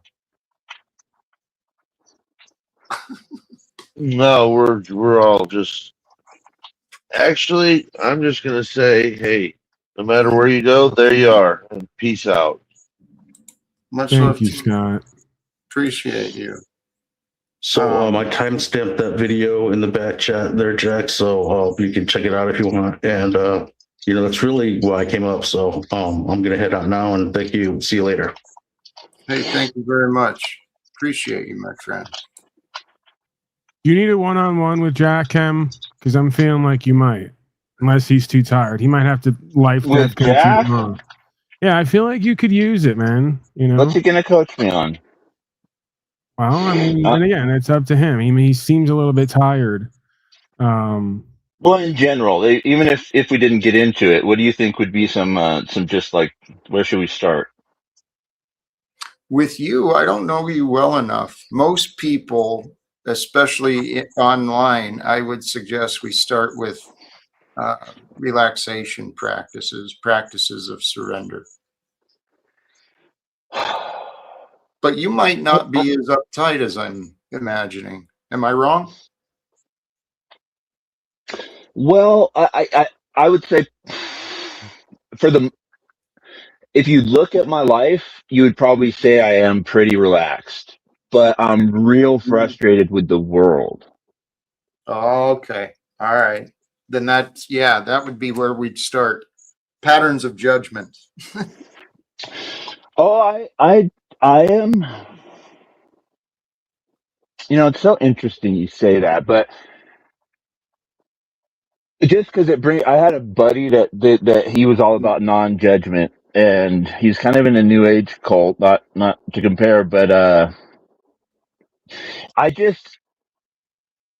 I couldn't ever get past not judging things that I know to be objectively bad or wrong. And I'm not even trying to this is where I've relaxed and given up, is I really don't try to force my views or other people to live my way. Like I used to have that will in me to be like, you got to do it my way because I know the right way. I've given up that.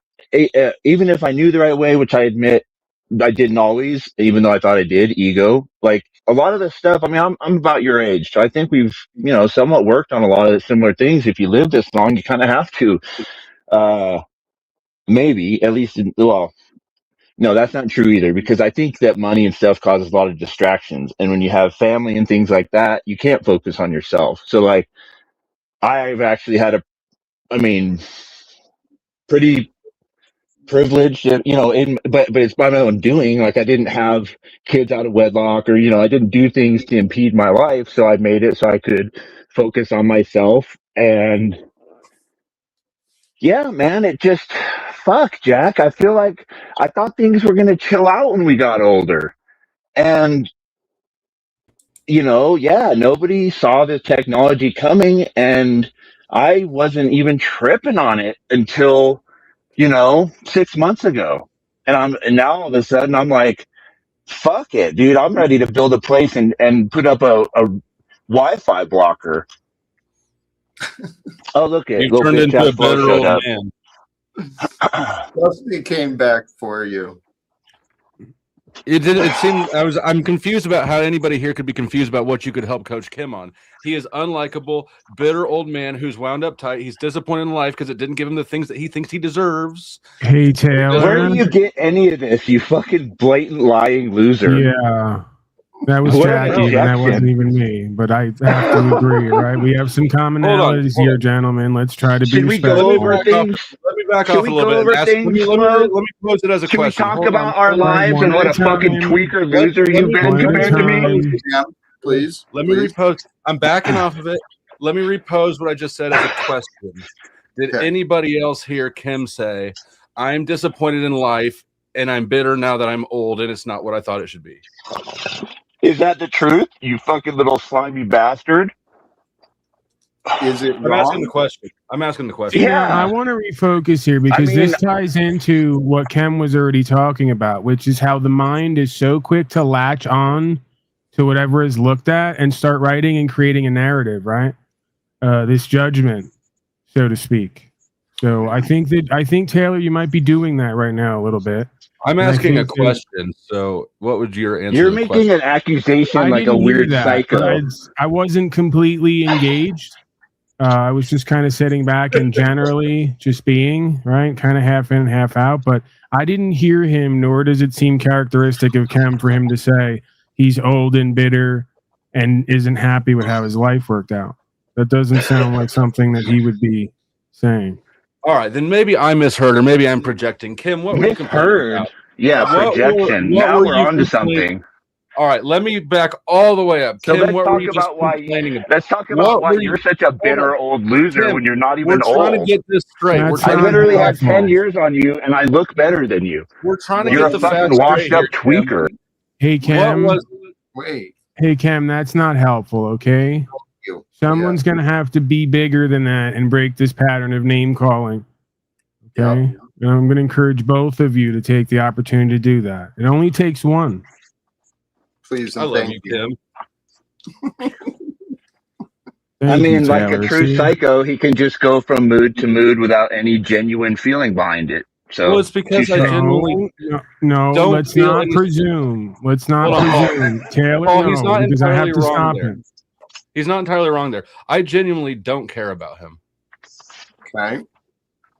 I mean, but you've been known to suppress your feelings at times because you don't want to be vulnerable, right? You see that as an affront to your masculinity.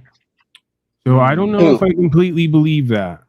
I think that there might be some care in there, even if it's buried deep. It's jealousy. Maybe It's there not is. care. Kim, the problem is that I don't want to be vulnerable about my care for you. You don't have care. It's called I've jealousy. always, It's not called you've care. always been one of my favorites, Kim. See, you're just a liar. You're a jealous liar. It's okay. I'm used to it. Why won't you let me love It you? might be real. Yeah. You think this psycho wants to actually care for me? He doesn't even care for his old lady. He disrespects his old lady, talking about. Okay, but I mean, why dude, this guy can't doesn't we, even know what again, you're care doing is. it again. Why can't we take the opportunity to care for ourselves and each other and just surrender whatever he's doing for why he's doing it, right? If he's not calling you names, if he's not fighting with you, then that's his loss. If he can't get Well, in a genuine He space of was loving doing care, all that then down that's in the his chat loss. before he blocked me, but yeah. Well, you're unblocked now, and I think I apologized. If not, Kim, I'm sincerely and truly sorry for blocking you and For being what? petty and being. See? Let me finish my fucking apology, Kim. Wow. I don't remember what I was going to say now. It was going to be good, though. For being petty, blocking me. Sure, apology accepted. Wonderful. See? Good job, Does Jack. that mean it and won't Paul. happen again, or does that just mean that we're just saying it though? I mean, No, see, let's not even go there. Your mind just did it again. Your mind just latched on to the future and what's already going to fair happen. enough, You've already Pac, but decided it's going to go bad. this is now. a pattern of flow where he's done this every time I'm in his chat. I brought But up what a allow it. dumbass he is the other night, and I was very polite at first. Said, "Hey, you want me to come up and tell you, why she's not going to prevail on any of her claims?" And then he started wanting to bet. I said, "Fine, we'll take the bet." And then he got confused and didn't know how the legal process works. So I was like, "Whatever." And then by then I was blocked. And so I want to encourage you to get past all the details and go within and look at the core of where you're expressing from in these moments. Where do you think he's expressing from, Paul?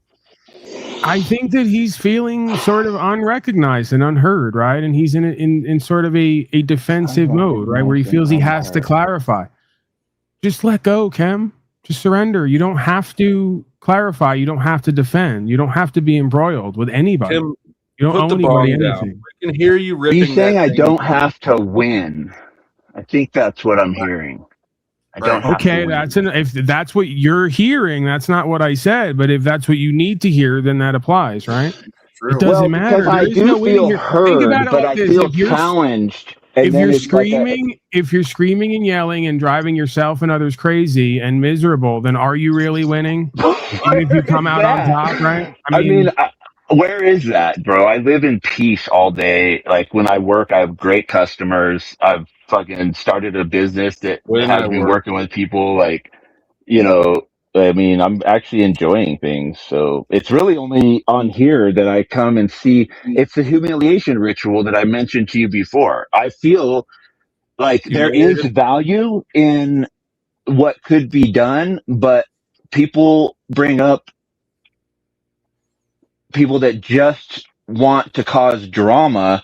They're not really looking for resolution, and I feel like But I get again, sucked into that, Ken, and then I play the you're part. finding all the reasons why it's bad and negative of not going to work. You know that there's potentially value in humiliation, right? The Buddhists have practices where they In my willingly submit humiliation? themselves to humiliation in order to Fully. temper But their ego. Wait a Their second. awareness. There's value in personal humiliation. There's not value in humiliating. Well, maybe there I is would if someone. encourage you to look at it again. I've engaged in these processes, willingly surrendering and being a part of my own humiliation in group events because it frees me up from the fear of having it happen in the future because I've already made it happen for myself, right? Now that's self-sabotage that can help you grow.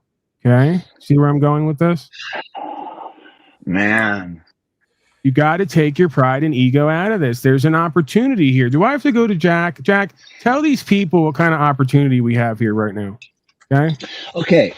I know, and I feel, and I'm with, and I think even I'm with you on so many layers of it, but it's like, bro, it's so hard for me to look at someone like Ben Thorpe that talks about wanting to make fucking, porn with his daughter in AI and thinks it's a joke and that we should just accept him where he is and not have any conflict with that. I mean, is that what I'm hearing? Again, what's the point of being in a conflicted state when ultimately you can't control the outcome, nor are you God, but claim to worship God? So if he's doing that and it is in fact wrong and evil, then God's going to have his way with Ben Thorpe. So we shouldn't even point it out or we shouldn't even act like it's wrong in front of him. You should shouldn't even make him go to his own corner and do it by himself type thing until he Nobody's comes back forcing and you realizes, to have sex with Ben Thorpe, Kem. Right. You're volunteering to have virtual sex with Ben Thorpe and then complaining about the result. Can you see how silly that is? Because he also said he'd have sex with a 13-year-old girl if he was on an island with her the other day. You're Just cool with search that? yourself and be thankful I and think grateful. these people are out here humiliating us when they say this stuff. Like Just they be say it as a thankful way and grateful. to That's demoralize. not you. Is that you? Is that also you? Do you have some sexual proclivities that scare you? Like maybe we all do here. Is that maybe what's going on here? Yeah, I love women. I'm 50, so even a 30-year-old seems young to me. But I've been with a lot of women in my life, and I'm glad that my penchant for them has waned in the last few years. But that being said, no, it makes me disgusted. Like I've been around men that would just beat a dude's ass for saying that, and you can't touch people physically, so you should do something like verbally, or Okay, just Kem, not let me welcome ask you them into a this. community. Let me ask you this. If Ben Thorpe or anybody has these proclivities inside of them and they know how they're looked at by society and even themselves, do you really think that Ben Thorpe or whoever is not tortured by that on some level? What more suffering I think they're would you... psychopaths. Honestly, Pac, I think they're psychopaths and they really get off on people letting them do it. I think it's almost like a tranny doing it in public. It's the same thing with Ben Thorpe. No, Allowing I him to think do it in would public make in more front of us, he sense. gets off on it. I think you're using that as a reason to reflect psychopathy in your own way and not I don't care, know, right? man. And not be empathetic. When I see him It on makes more CT sense to channel and me. guys lust after his daughter, he gets like physically fucking joyous and like he gets all weird watching dudes talk about his daughter like a whore and how they want to do shit to her, dude. It's fucking weird, bro. He doesn't defend her. He doesn't stand he brings his daughter into terrible situations and you're supposed to tell other men this isn't how it's not okay to treat your family like this. I mean, the world I is a don't see- disappointing place to us idealists. Well, ideally, Cam, if it was genuine care, probably the best way would be to pull him aside privately and say, "Hey, what's going on? What can we do?" Well, I've talked to him online enough to know that he's not worth talking to. He is a psychopath that I do believe enjoys the fact that that it gets brought up. He's a character and he trolls, but I don't know. I see people kind of leaning into a lot of the show part, a lot of the content part, just to get attention. I think that's a big part of it. I think part of it also might be a sort of revelation through humor as a coping mechanism, right? Where we kind of use this idea of it's a bit or it's performance to kind of reveal aspects of ourselves that maybe are less desirable or acceptable. And then kind of cope with that, right? Or simulate that. I think there's a bit of both of that going on, right? I would encourage you not to write anyone off completely as just being a psychopath in order to protect yourself from not caring for them and seeing them in a different way, right? Because I think that's partially what you're doing, right? You're almost dehumanizing these folks so that you don't have to care enough to treat them like human beings and understand them, right? Rather than just label them. And yeah, you we got to can be say very that, careful but with that. what about the ones that actually are? I mean, I've been around a lot of people. I mean, I spent 8 years in fucking high security prison, bro, and survived it, unfortunately well, but I had to use a lot of psychology. I mean, it wasn't No one's tough enough to just be tough in prison and survive. And so I recognize, in some people, like, bro, some people are lost. I mean, I've watched a guy's eyes change to black after killing someone. Like, there is something where someone lets themselves go and they're no longer human. Right. Right, but isn't that also kind of you if you start writing off Taylor and I Ben have. and everybody as I have psychopathic? dug in myself deeply I mean, it's only the caring that I've noticed in myself that helped me. But no, I've been able to bring a psychopath out of myself. It's part of how I survived. But I don't have. I mean, I know I'm not. I mean, I My almost point thought I is that was my point on is some if you level just because of how I didn't get along in society. Go ahead. my point is that we're kind of revealing as we talk it through, that you feel like you're mirroring what you had to do in prison according to you, which is stay in a survival state all the time. And I'm just saying to you that could be detrimental. I would know firsthand that could be detrimental not only to your body but to your mind and spirit, right? No, that's 100% right, and I agree with you. Man, this is what's frustrating, Pac, is I think it's like PTSD, because I really do see the world as an external prison now. I No, I mean, get they that. make I get kids go to that. school with clear backpack. Yeah, you get it. Like, we're And literally I can in see an the open impulse air there. prison. I can see the impulse there because I know it well of what you're reacting to, right? And I think the more you become aware of it, the more control you'll get over it, right? Like, just because other folks are doing dysfunctional shit doesn't mean they're a threat to you or to your family or culture or community, right? So it's almost like we have to remind ourselves of that. Like, okay, this person's just doing behavior that I don't align with. We could judge it, or we could just say, hey, it's going to be what it's going to be, and not get into a reactive fight or flight survival state, right? Because we're not in a prison. Can I mention we're something, Paul? gangbanging and all that, right? I was gonna say I don't know if Cam understands this one small aspect of human relationships, that when we're around each other, there's this almost drive to connect emotionally, but that also takes some trust. Yes, I surprisingly agree with what you just said, Duck. But you put that word surprisingly in there so quickly and easily. Well, because right? I usually don't That's understand what what you're talking saying, about. bro. I was a little nervous. That's all. I'm sorry. I spoke out. I shouldn't have said that. No, it's cool, dude. What if, I mean, because I won't deny the signs and the evidence of an open air prison, but can you also see the kingdom of heaven? No, I mean, just to take, for example, my dogs, every day, just, I don't have kids, but I see God's beauty, and I mean, it's evident, and the animals around me, and I mean, yeah, there's an alpaca that likes me now around here for some reason. It's running up to the fence and shit, and it's like little shit like that. I absolutely enjoy it and bask in it. And, it's really just human interaction that takes, but also, I mean, to be fair, like I said, I've actually made friends with customers and, spent Christmas with them. And so, like, I am able to connect.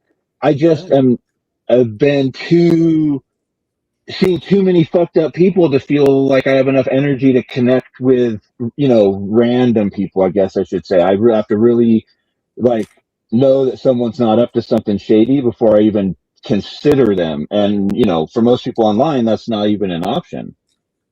Like, I do think that online is a very dangerous place to try to make friends. And I mean, that played out in my real life. Like, Right.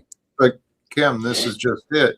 In the kingdom of heaven, it's not dangerous. It's real easy. Sure, but I don't believe this is heaven. Then you won't experience heaven. You'll experience what you believe. I think, yeah. I mean, I think you could have heaven internally on some level, but do you think? Have you heard the interpretation, Kem, that heaven is just earth, and we, at least some small part of it, we have this choice to either be there or not? Yeah, I actually really kind of almost believed that for a while. That, like, the earth was a complete projection of our internal state, and I mean, maybe it is. Honestly, like, it gets kind of deep, but that's kind of where I think a lot of technology plays into it. Is it's disrupted all of our internal states so that we do allow this stuff to happen around us. Like, I don't think our natural state, you know, creates a world like this. Like, technology is Yeah, go into that. 100%. Can you go into that? Can you go into your view of determinism?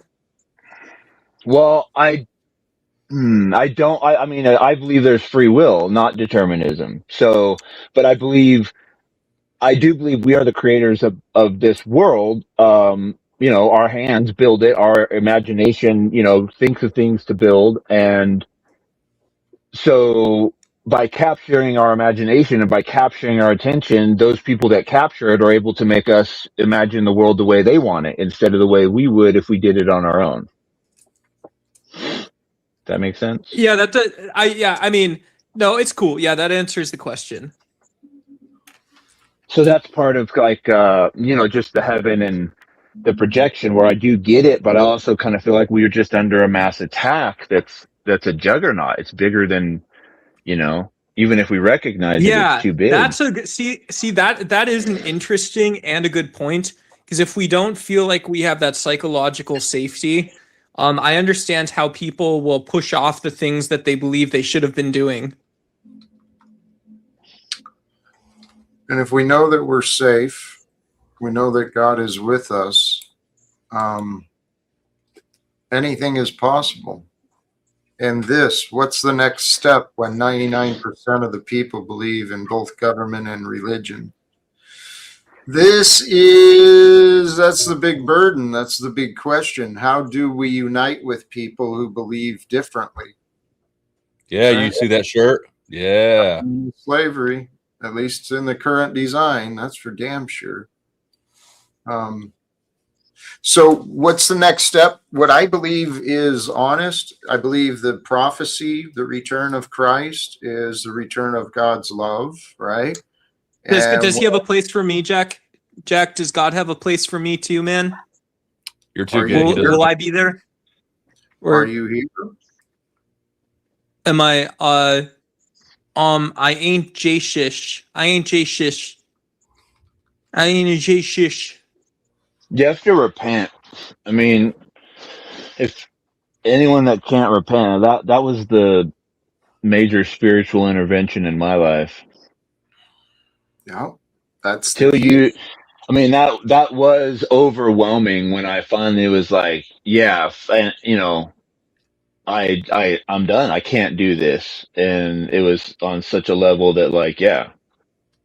I mean, it's got to be. And I've had miracles happen. Go ahead. I mean, I was going to say I've had a couple other times besides, you know, basically having the veil removed from my eyes and seeing the world for what it really is and why it is. You know, like the same people have been in charge forever, basically.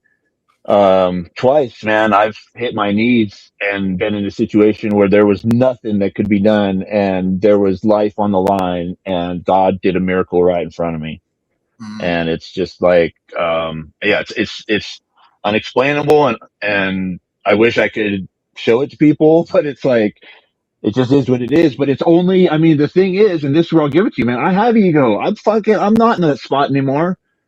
Even though I want to be, it's like that it's a complete submission. You really do just realize that second, like, fuck, you know, there's nothing coming right now. Can you be quiet? Can you be quiet? Can you be quiet for the I can chat keep Jack just brought talking. up? Can you be quiet for a second for the chat Jack brought up? Thank you.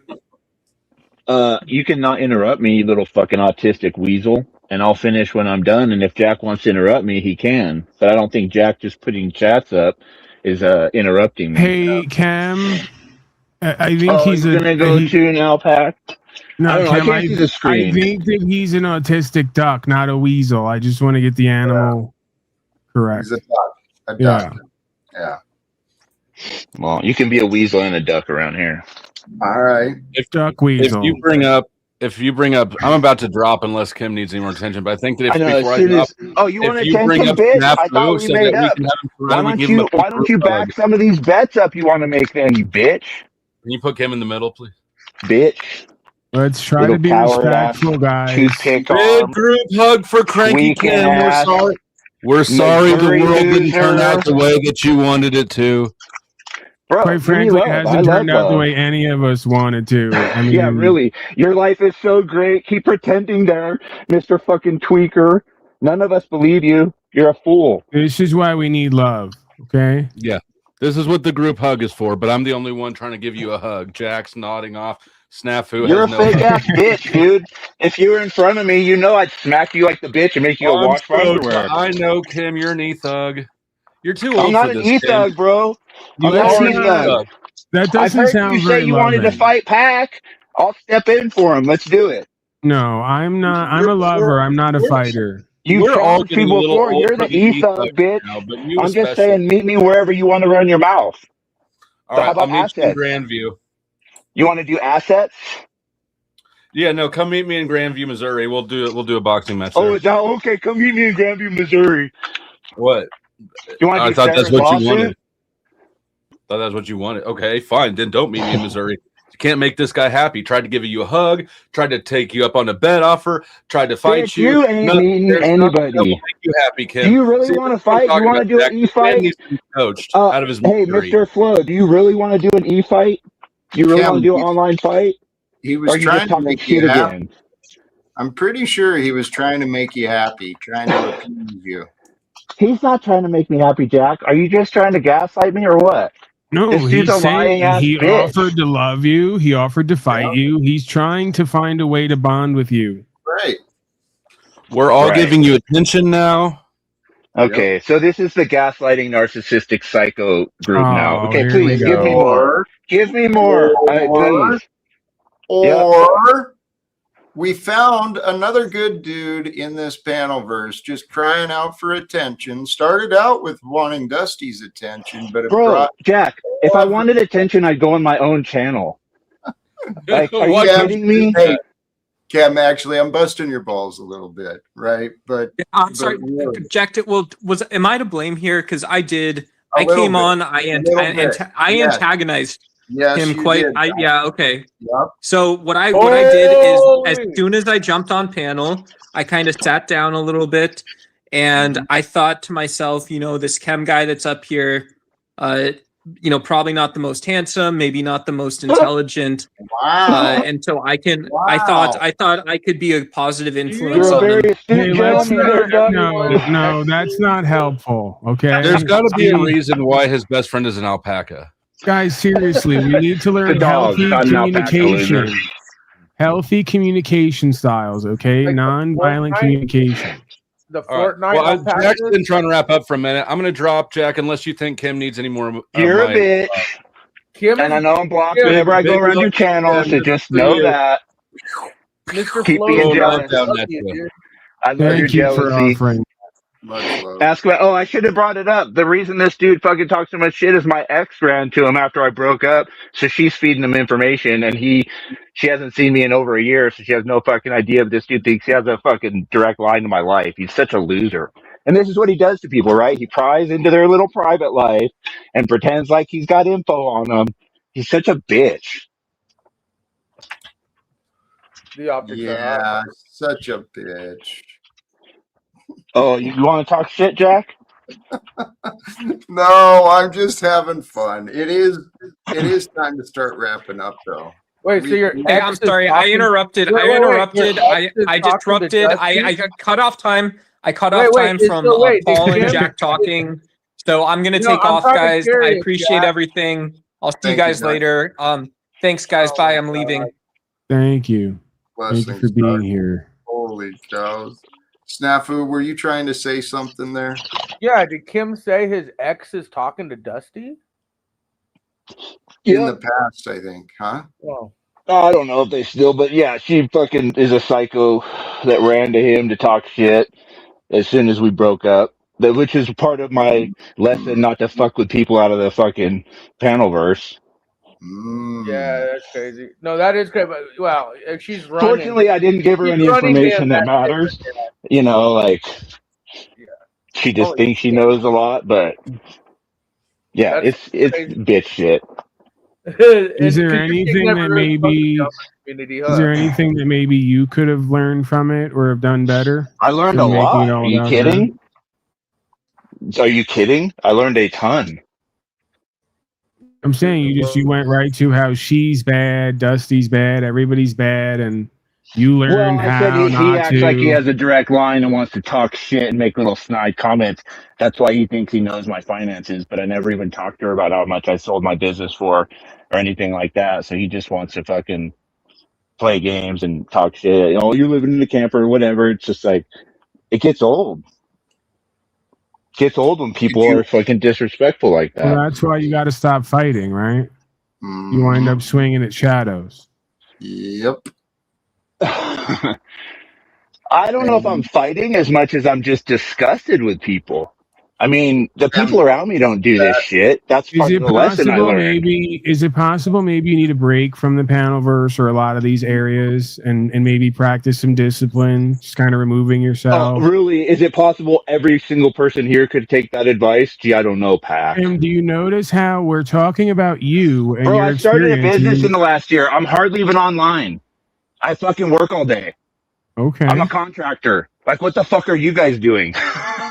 Again, it's not a competition. You're not under attack. You're not on Well, I'm trial. just saying, where have I been over the last year? I've hardly even been around. I'm on the And weekends. I pop Tim's in and shit. defense, dude, if his crazy bitch ran the flow state, that's fucking nuts. Because she isn't part of our community. She never really, and he is in a sense. And for Oh, the sure, community that lies about everybody No, who has a I channel. don't even take his side. Yeah, Jack knows that community. The community of journalists who lie about everybody else. I mean, to be fair, on their Snafu, it's not. broadcast and call Dude, them pedophiles. Yeah. The that problem is community. she was in it before I even knew what it was. This is not a community or whatever, and I'm not outing anybody or whatever, dude. It's like she knew about people in this shit before I even found it. So, like, that's what I said. She can have it. You all can have it as far as, I'm like, honestly waiting for anyone Landry that wants to do that shit, that I'm aware. Like, I just, All right, you know. this is all at once now, Jack. It looks like this is what God does, right? You know, just as you're about to wrap up. Get that plane ticket. Okay. Yeah. And then we have all of these guests now showing up who have needs and could benefit from life coaching. Thank you for that, Dusty. Austin, Hello. how you doing? What's Good. going How's it on? going? Full talk shit, but he won't call me a I'm just liar. watching you submit to another man. That's all I'm doing. Oh, is that what you're doing? Yeah, I'm just observing your submission to another man, a narcissistic. Hey, Austin, do you see how ironic and silly it is that you're literally proud that you're dressed up in your colors there when the whole point of the military is to submit to other men who are narcissistic and corrupt? Again, that's you. And now you left the backstage area because you, many others, don't like accountability, right? So we're merged. We're working together. There's no hierarchy. There's no submission. There's no dominance. I'm not getting that. And Jack's saying he's not getting that. So. He's definitely triggered by you, but we'll help him through it. Hey, Kim, seriously, appreciate you joining, but I'm ready to wrap up. Thank you, Jack. It's been a pleasure. Much love. All right, I'm getting the hell out of here. Merge is still going strong. It's over 2 weeks. Eat your heart out, all you haters and projectors. Oh, ye of little faith, okay? Hashtag live without fear. Peace and blessings for everybody. And choose love, man. Why That's not? it. Feels good to feel good. I'm learning that. Absolutely. Thank you sincerely, brother, to all who joined the panel, the chat. It's a long one. Make sure, if you haven't done the subscribe yet, make sure and do that so you catch the later ones in the future. Originally, in the beginning, we were talking about radical responsibility, right? And with responsibility come these ideas of accountability, authenticity. We talked about a lot of opportunities. And brothers and sisters, I feel today, Talcott Tuesday, another successful day in the books. I'm going to wrap it up here. Instead of continuing on, brothers and sisters, thank you again, sincerely, from me to you. Till next time, choose love, peace for everyone, walk with faith, and live without fear. Thank you again, and God bless us all. Peace.